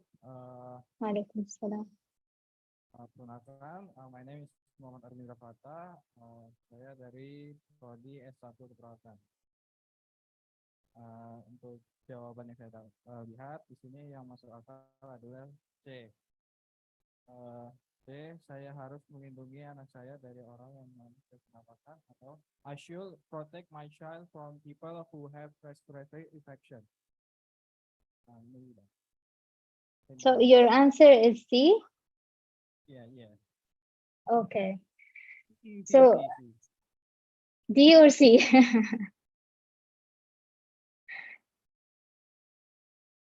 Last answer. The answer is C. I should protect my child from people who have respiration infection. Okay. So do you think this answer is wrong? The parents should not protect their children from respiratory infection. We said earlier that this child would have recurrent respiratory infections. So the parents should protect their children from having respiratory infection. So this is a correct information. The parent is having correct information. So C is a correct answer, and D also is a correct answer. Why?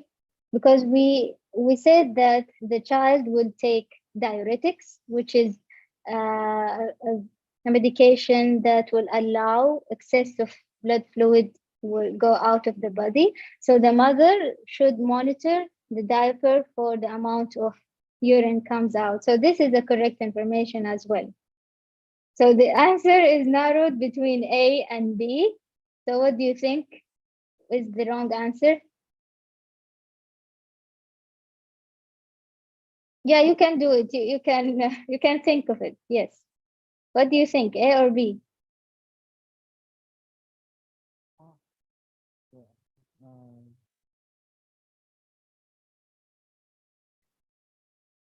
So B is also a correct answer.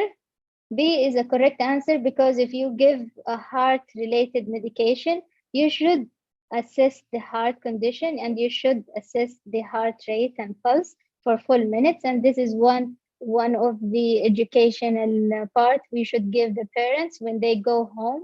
They should assess the children to they will be able to assess the pulse of their children when we are giving the digoxin. So the wrong answer is A. Why it's A? Because we said in the goal in my teaching is to reduce cardiac demands.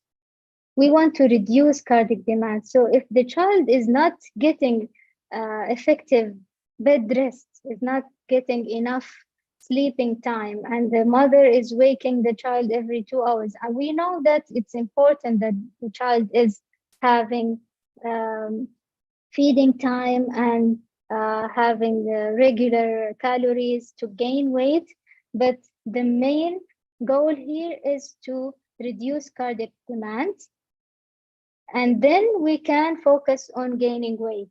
So if the heart is working well and we fix this problem first, then we can address how the child would gain weight. So we will let the parents or the mother to let the child sleep and awake. Whenever the child feels hungry, the child will be awake and then she can feed the baby. Okay? So it's good, yeah. Thank you for your participation. So let's move on. We talked about the left to right shunt, the increase of pulmonary blood flow. We talked about these all 4 types of congenital defects. Now we will move on to the other classification, which is about the obstruction of blood flow from the ventricles. So the blood are coming out from the ventricles, but there are obstruction. So it's not coming fully out from the ventricles. And these are the types that we are going to talk about. So first type in the obstructive lesions is the coarctation of aorta, or you can say COA. So coarctation of the aorta, can you see here in the picture? This is a very close picture of the aorta. Okay, so this is the aorta. You can see here there is a narrowing suddenly appears in the aorta. Most commonly, it will appear in the thoracic area of the aorta.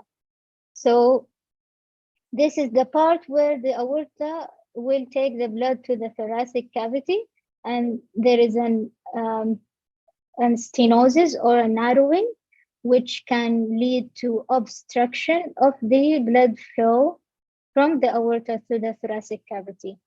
Okay? So what happens here? Let's imagine the blood is coming with high pressure through the aorta.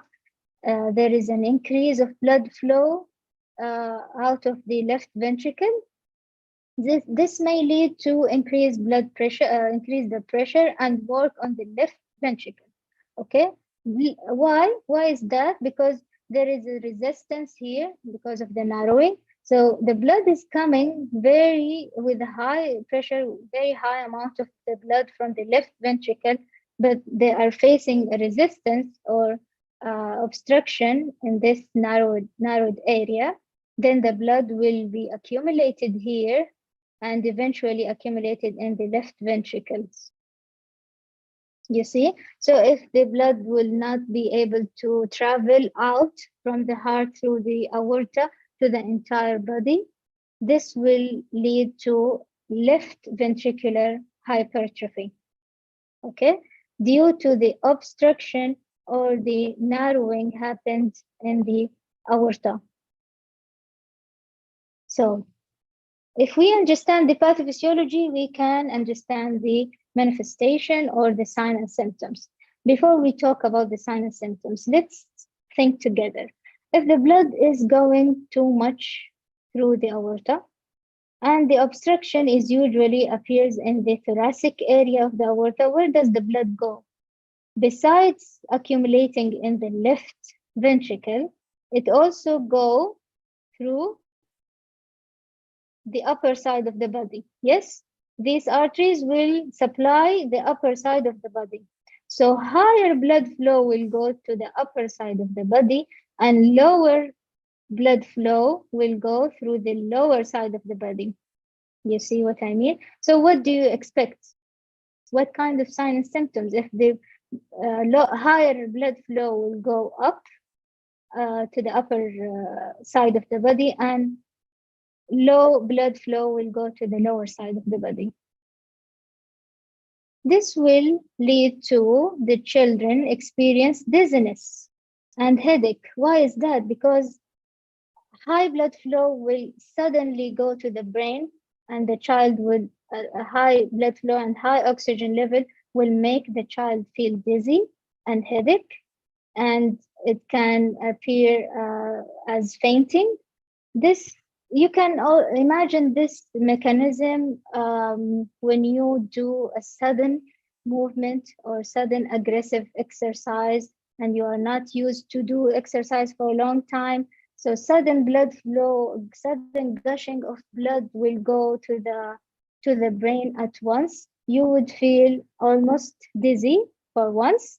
So this happens because a lot of blood amount is traveling to the higher body, to the upper side of the body. Also, a very classic symptoms, we are talking about pressure here. So a very classic symptoms. You are a nurse taking a blood pressure. If you took the blood pressure through the arm, you will find it high, very high blood pressure. And if you take it through the legs, you will find it low. So this difference between blood pressure between the upper body and between the arms and the legs would be identified as a classical symptoms for having coarctation of aorta. And that is because we say too much blood is going to the upper body, so too much blood is in the arm. So when you are taking the blood pressure from the arm, it will appear high, but too little blood is going to the lower side of the body. So when you are taking the blood pressure from the legs, you will find it low. Okay? Also, if you take the pulse in the lower extremities, it will be diminished or very weak, and you can feel a cool skin also in the lower extremities because the blood flow is too little and you cannot really feel the pulse over there. Okay, makes sense now, yes? So how we can repair the coarctation of the aorta? Also by surgical incision or repair, or by cardiac catheterization. So surgical repair through thoracotomy, not bypass, no need for bypass. It's only an opening in the thorax cavity. It happens in 6-month-old babies. They resect. What do they do in the surgical repair? Let's go back to the picture. So they resect the stenotic part. So this is the part where the aorta is narrowed. They will resect it. They will cut it off, and then will do anastomosis, end-to-end anastomosis. They will connect this part of the aorta to this part. They will connect it, suture it together. So as if they are getting rid of this narrotic part of the aorta and reconnecting the normal part of the aorta. Okay? Or it can be done through catheterization. What do they do in the catheterization? They will dilate the stenotic part. So they will use a stent or a balloon. So when they insert the catheter, they will insert a balloon as well, this balloon will be, they will wait until they reach the part where is the stenotic part, and then they will inflate the balloon. Once the balloon is inflated, then the stenotic part here will be also dilated. Okay? And then when they move out the balloon, the area of the stenotic part of the area will be dilated. So this dilation can also, sometimes when they inflate the balloon, they will also put a stent. This stent will act as assisting the parts not to reconstruct again, not to become stenotic part again, or they can just use the balloon and then go out. So it depends on the condition, the size, and the site of the stenosis. They will decide if they are going to do surgical repair or catheterization. Okay?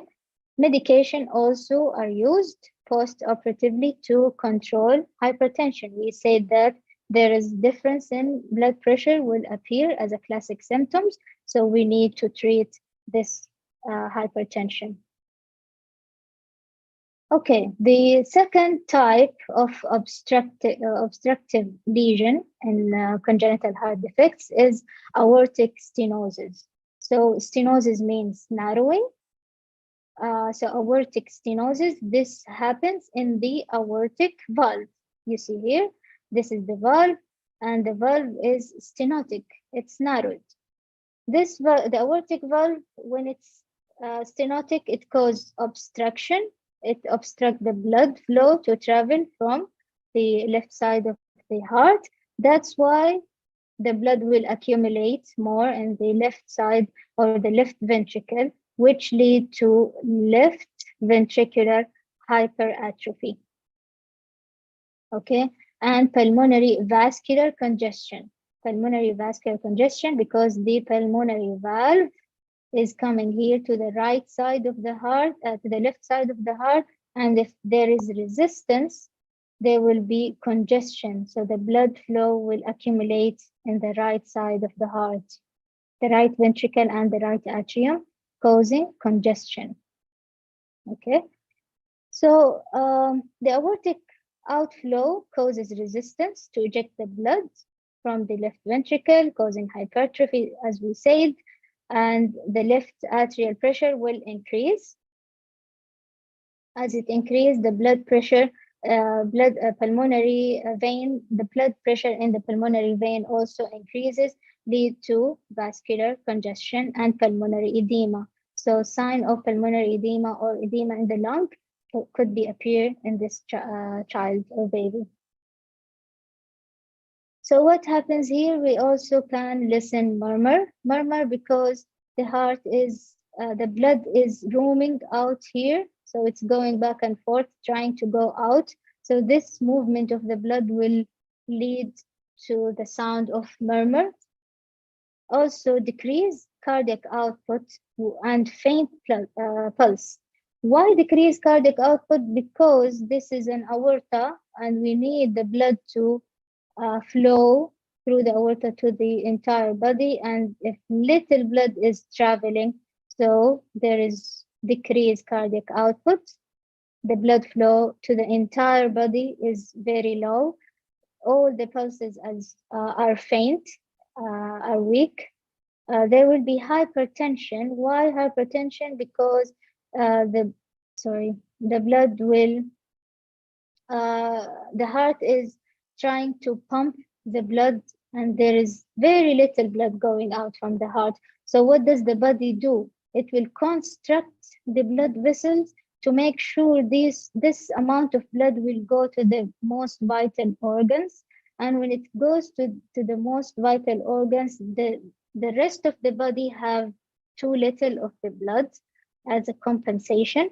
So this mechanism would lead to hypertension because the blood vessels were constructed. And when the blood vessels are constructed, the blood pressure gets higher. Okay, and also we have tachycardia and poor feeding. Poor feeding related to the child being frequently tired when is feeding. In long periods, so for long term, any signs of cardiac intolerance, so the child will having physical activity will be tired too much and develop intolerance to exercise. Chest pain can be also manifested, and dizziness. Okay, so how do we repair the aortic stenosis? It can be prepared with medication and exercise restriction. So, because if the child is going through exercise, we are increasing the cardiac demand here, and we need this blood supply to go to the vital organs until we treat this condition. So, we will reduce the exercise. We can do also the cardiac catheterization or surgical incision. Cardiac catheterization will do the dilation through the balloon, same as we did in the coarctation of the aorta. So dilation would be occur through the catheterization, or we can do also surgical incision by reconstructing the aortic valve. So they will take the damaged aortic valve and they will the damaged area in the aortic stenosis, including the valve, and reinsert or reconstruct a new part.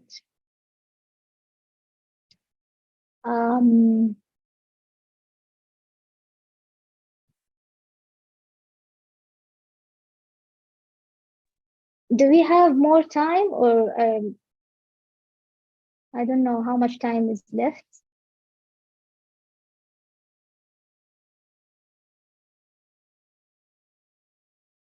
I'm sorry, Ms. Nada, the time is 5 minutes again.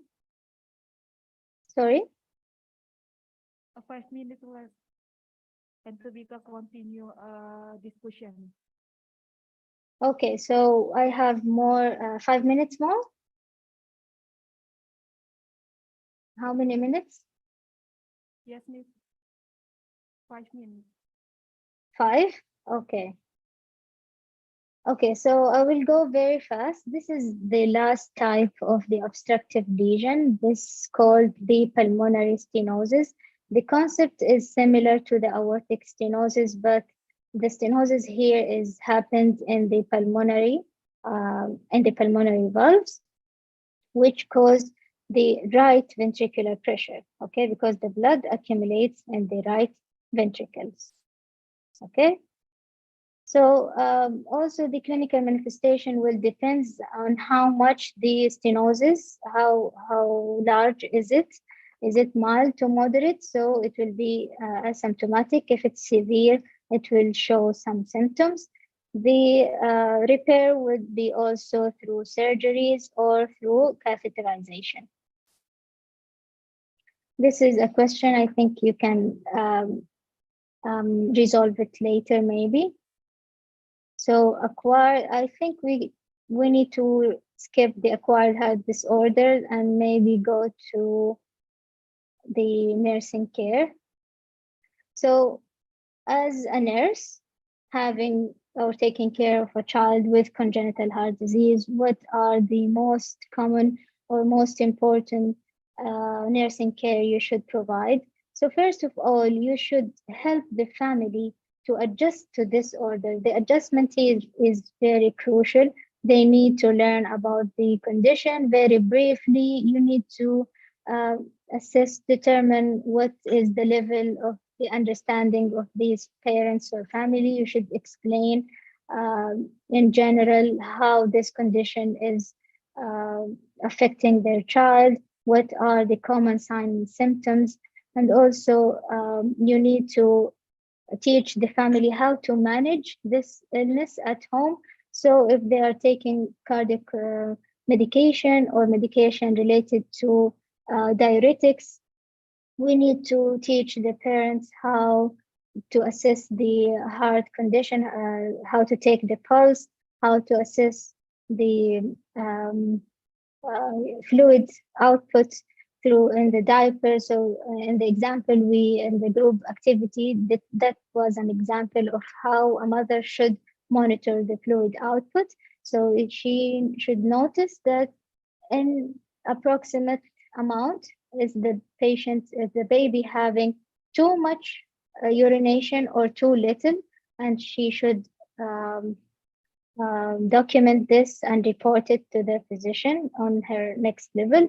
And we also should, next visit, I mean, and we also should teach the family what are the alarming signs and symptoms that the parents should immediately come to the ER when the mother notices these signs and symptoms, like very difficulty of taking breath, if the child is not able to having a breath, if there is the child was unresponsive and unable to make an activity, if there is progression or stop of progression or stop of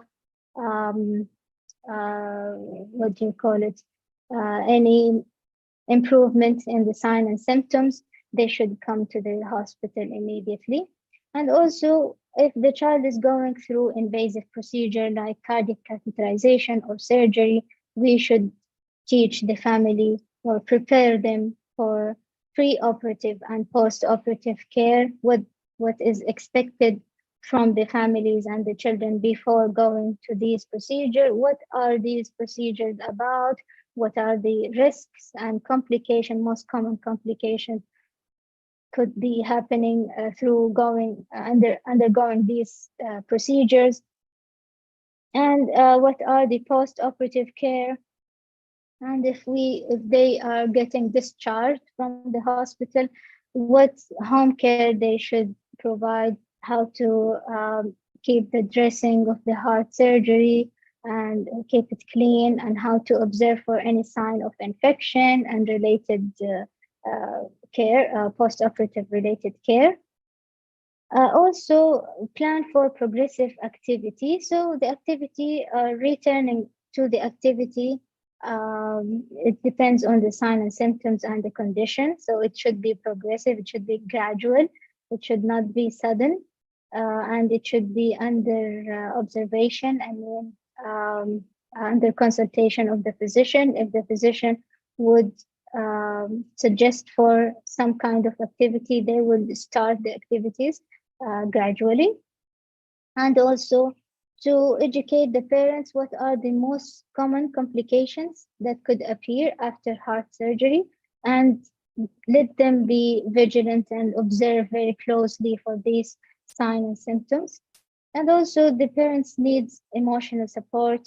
If they need referral to psychiatric or consultation or social worker consultation, you can also provide some information, some referral to these centers where the parents can get emotional support and psychosocial support as well. So at the end, we are going to talk about the nursing care plan. So as a nurse, you are going to develop a care plan for this child. First of all, the diagnosis here is the main or the first priority in your care plan is about ineffective breathing pattern related to what? To pulmonary edema or poor respiratory effort, evidenced by the symptoms you have noticed, which are the tachypnea and signs of respiratory distress. So what is your goal here or your plan?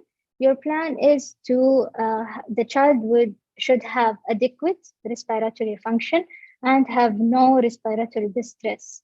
So how to achieve this goal or this plan? Through these interventions.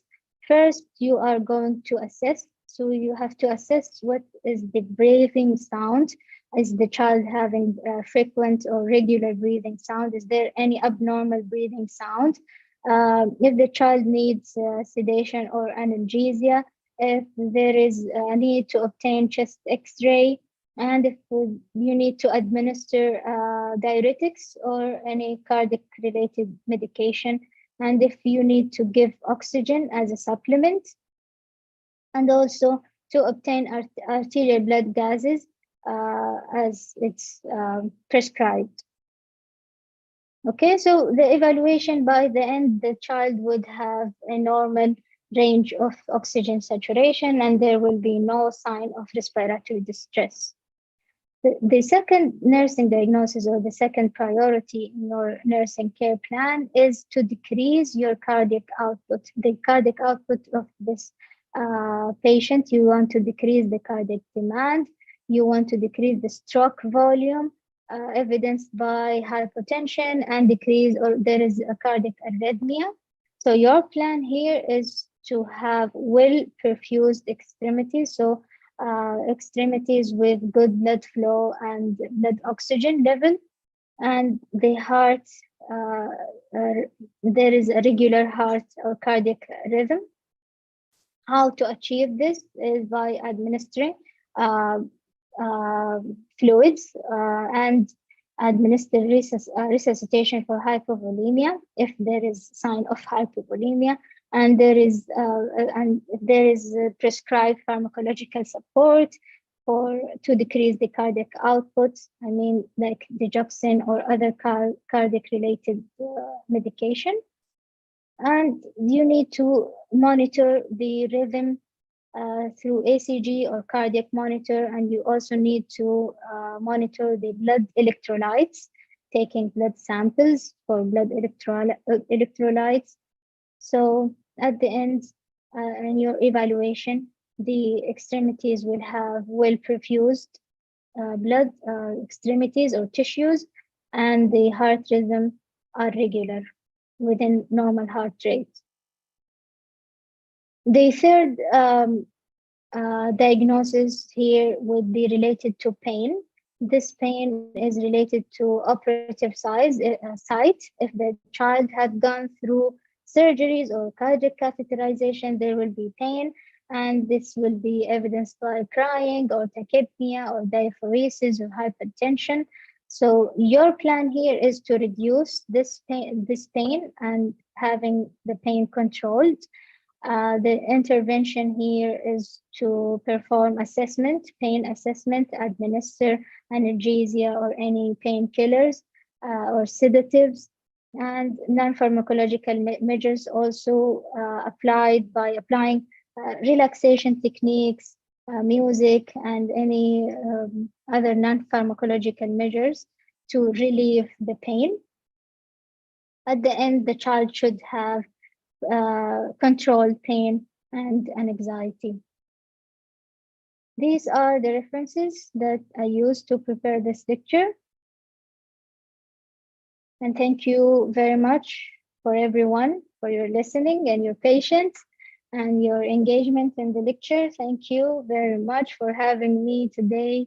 It was a great pleasure. Thank you for this opportunity. This is my email address and this is my Twitter account if you want to contact me further in the future.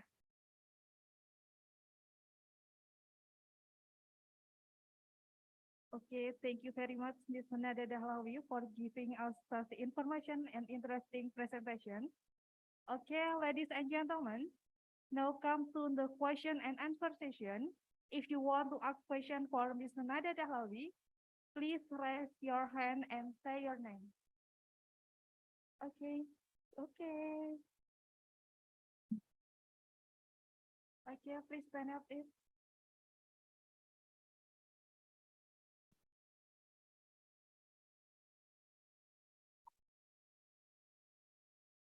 Assalamualaikum warahmatullahi Miss Nada. Waalaikumsalam warahmatullah. Okay. First, let me introduce myself. My name is Safwan, and I am from regular class semester 4. Miss, because previously you have explained about congenital heart disease. Then I want to ask something about heart transplantation. As we know that heart transplantation is an operation to replace a damaged or failing heart with a healthy heart from a donor. And based on the statement, based on that definition of heart transplantation, the question is, does the healthy heart to be donated have to be adjusted according to the patient's age, or don't have to adjust? And if a heart transplant is successful, can a donor heart affect a child's development? Maybe that is what I want to ask, Miss. Thank you. Wassalamualaikum warahmatullahi wabarakatuh. Thank you very much, Safwan. I think I've heard your question clearly. I'm not sure if I didn't get you, you can ask again. It's okay. Okay. So your question was about if the heart transplantation would differ from according to the age group, you mean? So yes, it depends on the type of congenital or the heart condition. It also depends on the children developmental or age stage. So it's a collection of diagnostic tests they will, which will decide at the end if the child have this time is the most appropriate time to take a surgical heart transplantation or not, or if there is other type of intervention is better for this child. And I think your second question was about if this heart condition would impact on the child development.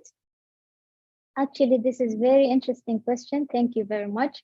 My PhD study was really about the impact of congenital heart disease on the behavior and emotions of children with congenital heart disease, which is somehow related to the development of the child. And my study really shows that there is a huge impact.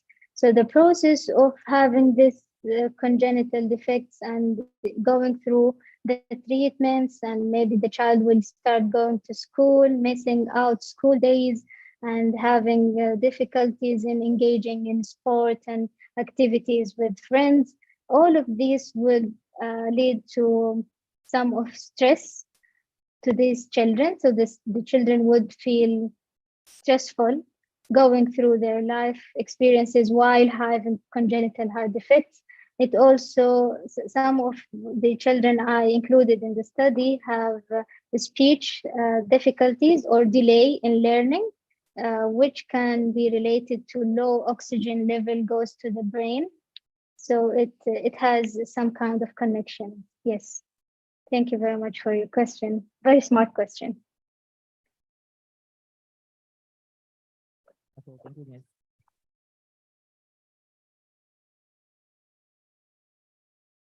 Okay, do you have a feedback for Miss Nada Anwar? Good. Yes. Okay, maybe the next question. Okay.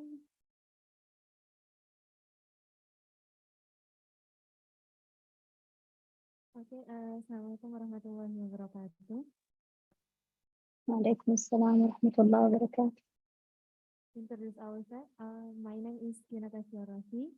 Okay, permission to ask Miss, when children have cardiovascular disorders, are there any complications can be affect them when they are adults, Miss?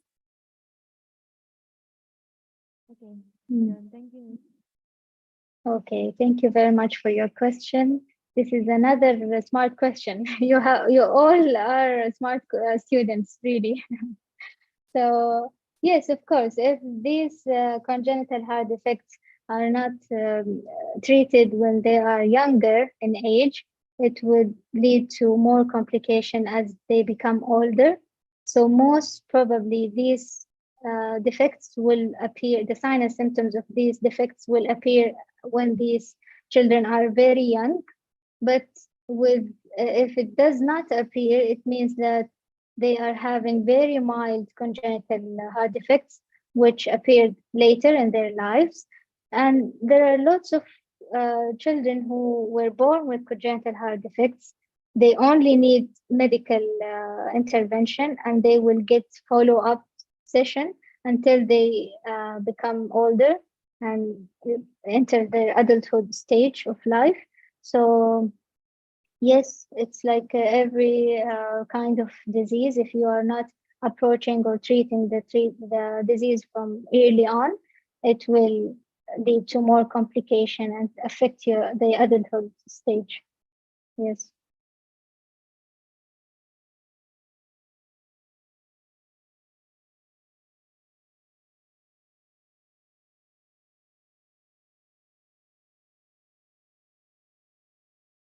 Okay, do you have a feedback for this another answer? Okay, enough. Okay, and the next question.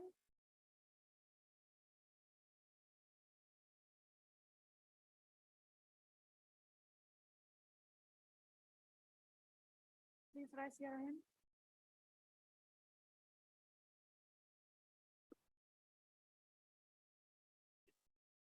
Apa?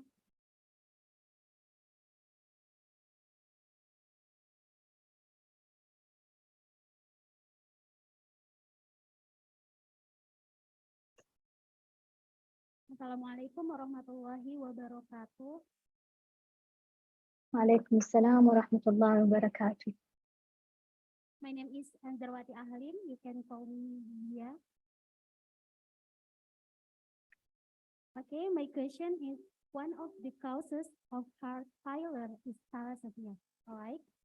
Are there any other prevention methods besides not marrying someone with thalassemia so that the children produced will not have thalassemia and heart failure? Jazakumullah. Thank you very much. Can you repeat the question, or someone can repeat? The voice was not clear. One of the causes of heart failure is thalassemia, all right? Thalassemia, أيوة. One of the causes of heart failure is thalassemia. Okay. Are there any other prevention methods besides not married someone with thalassemia? You said, is there any intervention if when you mean marital consultation for getting married with someone with thalassemia? Sebab gagal jantung adalah thalassemia. Apakah ada cara pencegahan lain selain tidak menikah dengan penderita thalassemia agar anak yang dihasilkan tidak menderita thalassemia dan gagal jantung?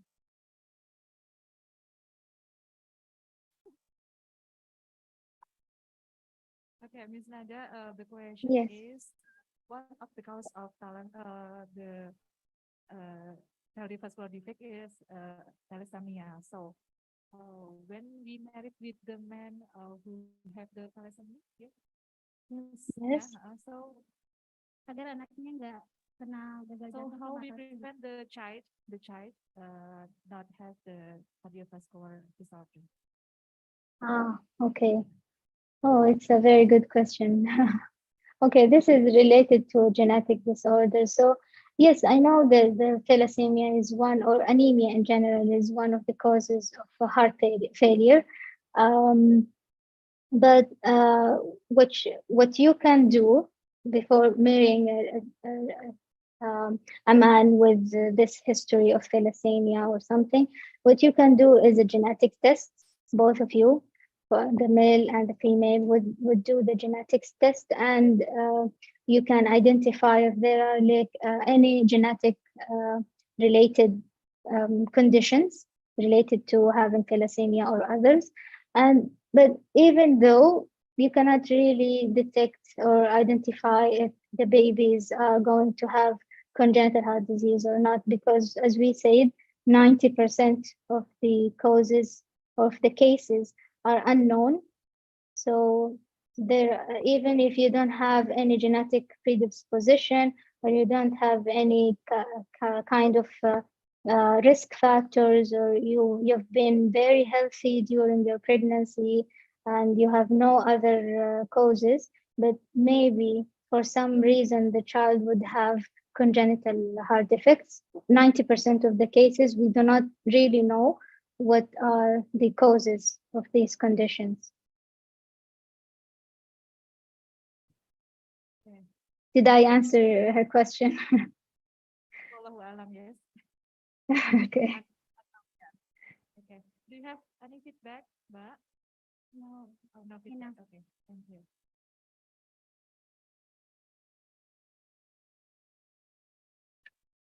Okay. Do you have a question for the student?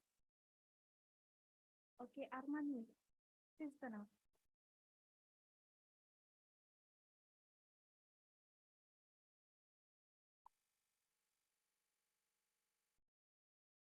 Assalamualaikum warahmatullahi wabarakatuh. Waalaikum assalam wa rahmatullahi wa barakatuh. Let me introduce myself. My name is Muhammad Arman and I'm from International Lesson. I have a question. Are there any preventive measures or the lifestyle modification that can reduce the risk of cardiovascular disorder in children? Yes, thank you very much for your question. So so if you are talking about acquired cardiovascular disorders, or you're talking about congenital defects, so it differs.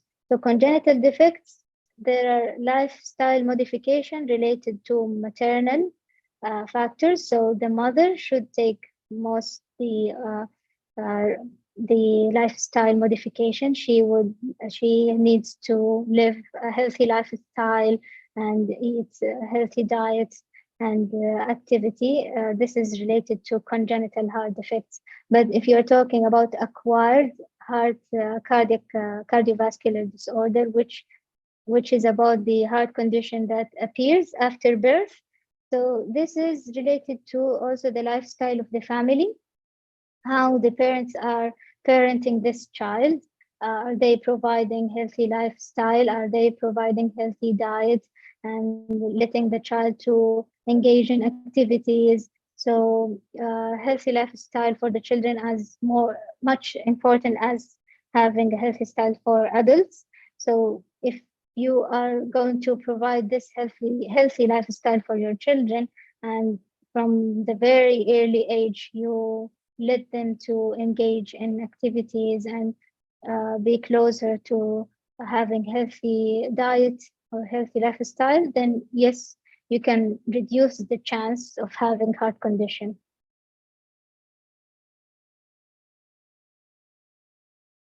Thank you, ma'am. Okay, thank you. Okay, maybe do you have a next question? Maybe the last question.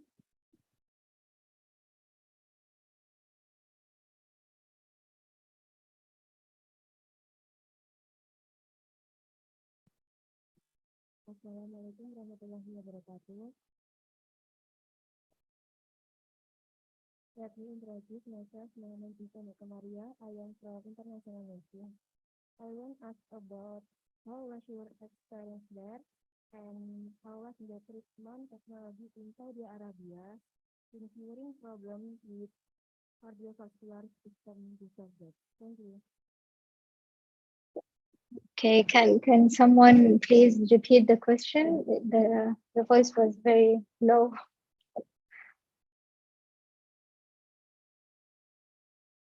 Can you repeat your question? Oh, yes.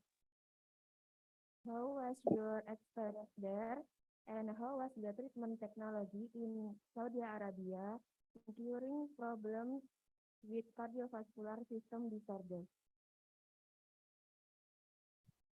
Okay. So I had a 1 year experience in pediatric ICU, congenital. So it's pediatric cardiac intensive care unit. So children with congenital heart disease and heart disorders were admitted in this unit.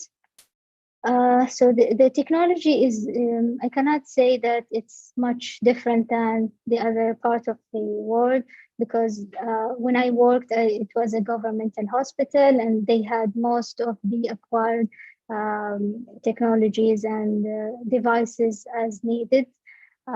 Most of the children had the opportunity to go through surgeries, and they can also go and undergo the cardiac catheterization. Some other patients would be transferred to this hospital as well from other part of the country they will get referred to Jeddah and get the chance to have this kind of surgeries. So it depends to what part of Saudi Arabia you're talking about. So usually in Jeddah and Riyadh and the larger cities in Saudi Arabia, you can get much better facilities or devices, technologies regarding congenital or heart conditions, treating heart conditions. Yes.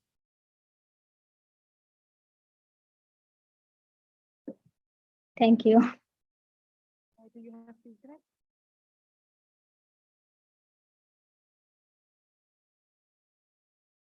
Enough? Yes, enough. Okay, Ms. Nada, maybe enough on the time to for discussion. And then the next session, ladies and gentlemen, we finally come to the end of the Studium General. Before I choose the Studium General, I would like to take the conclusion from what the speaker has presented. The conclusion is muscular from chambered organ was primary procedure is to pump the blood out the body. And the type of cardiovascular disorder is congenital heart disease and acquired heart disease. And the treatment for the causes, that's of the causes and symptoms on the disease. I would like to thank the press and the speaker from the informative and interesting presentation, and all the participants for the very active participation. Finally, give me applause from the speaker, Ms. Nada Dahawi, Master of Nursing PhD, and for you all. Thank you. Wassalamualaikum warahmatullahi wabarakatuh. I return the time to Mrs. Estriana. Thank you very much. Thank you for having me. Thank you. Assalamu alaikum warahmatullahi wabarakatuh. Nada Abdurrahman Dahlawi for delivering a very useful lecture. Unfortunately, we ran out of the time. Actually, there are a lot of the students, our students would like to asking a question for you, Ms. Nada, but really unfortunately. And I also would like to say thank you for Ms. Afifah to guide today's lecturing class. And now we will hold appreciation certificate and also photo session. So please, Ms. Armenia Diasari, Magister Keperawatan, could you please hand over a certificate to Ms. Nada? Yeah, you may go to stage.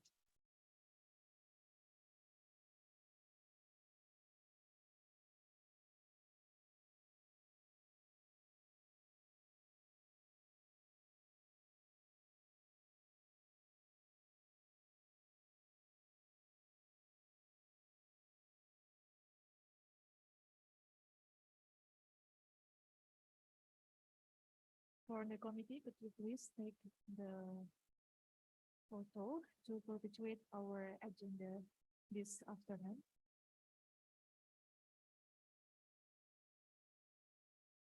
Okay. Thank you, Ms. Armenia, and also Ms. Nada.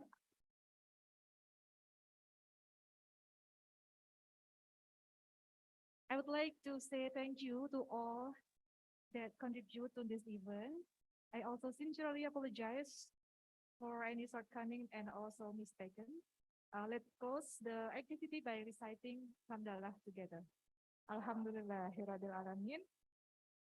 I wish you all a pleasant day. Wassalamualaikum warahmatullahi wabarakatuh. Thank you so much, Ms. Nada. Thank you very much. Thank you. Assalamu alaikum.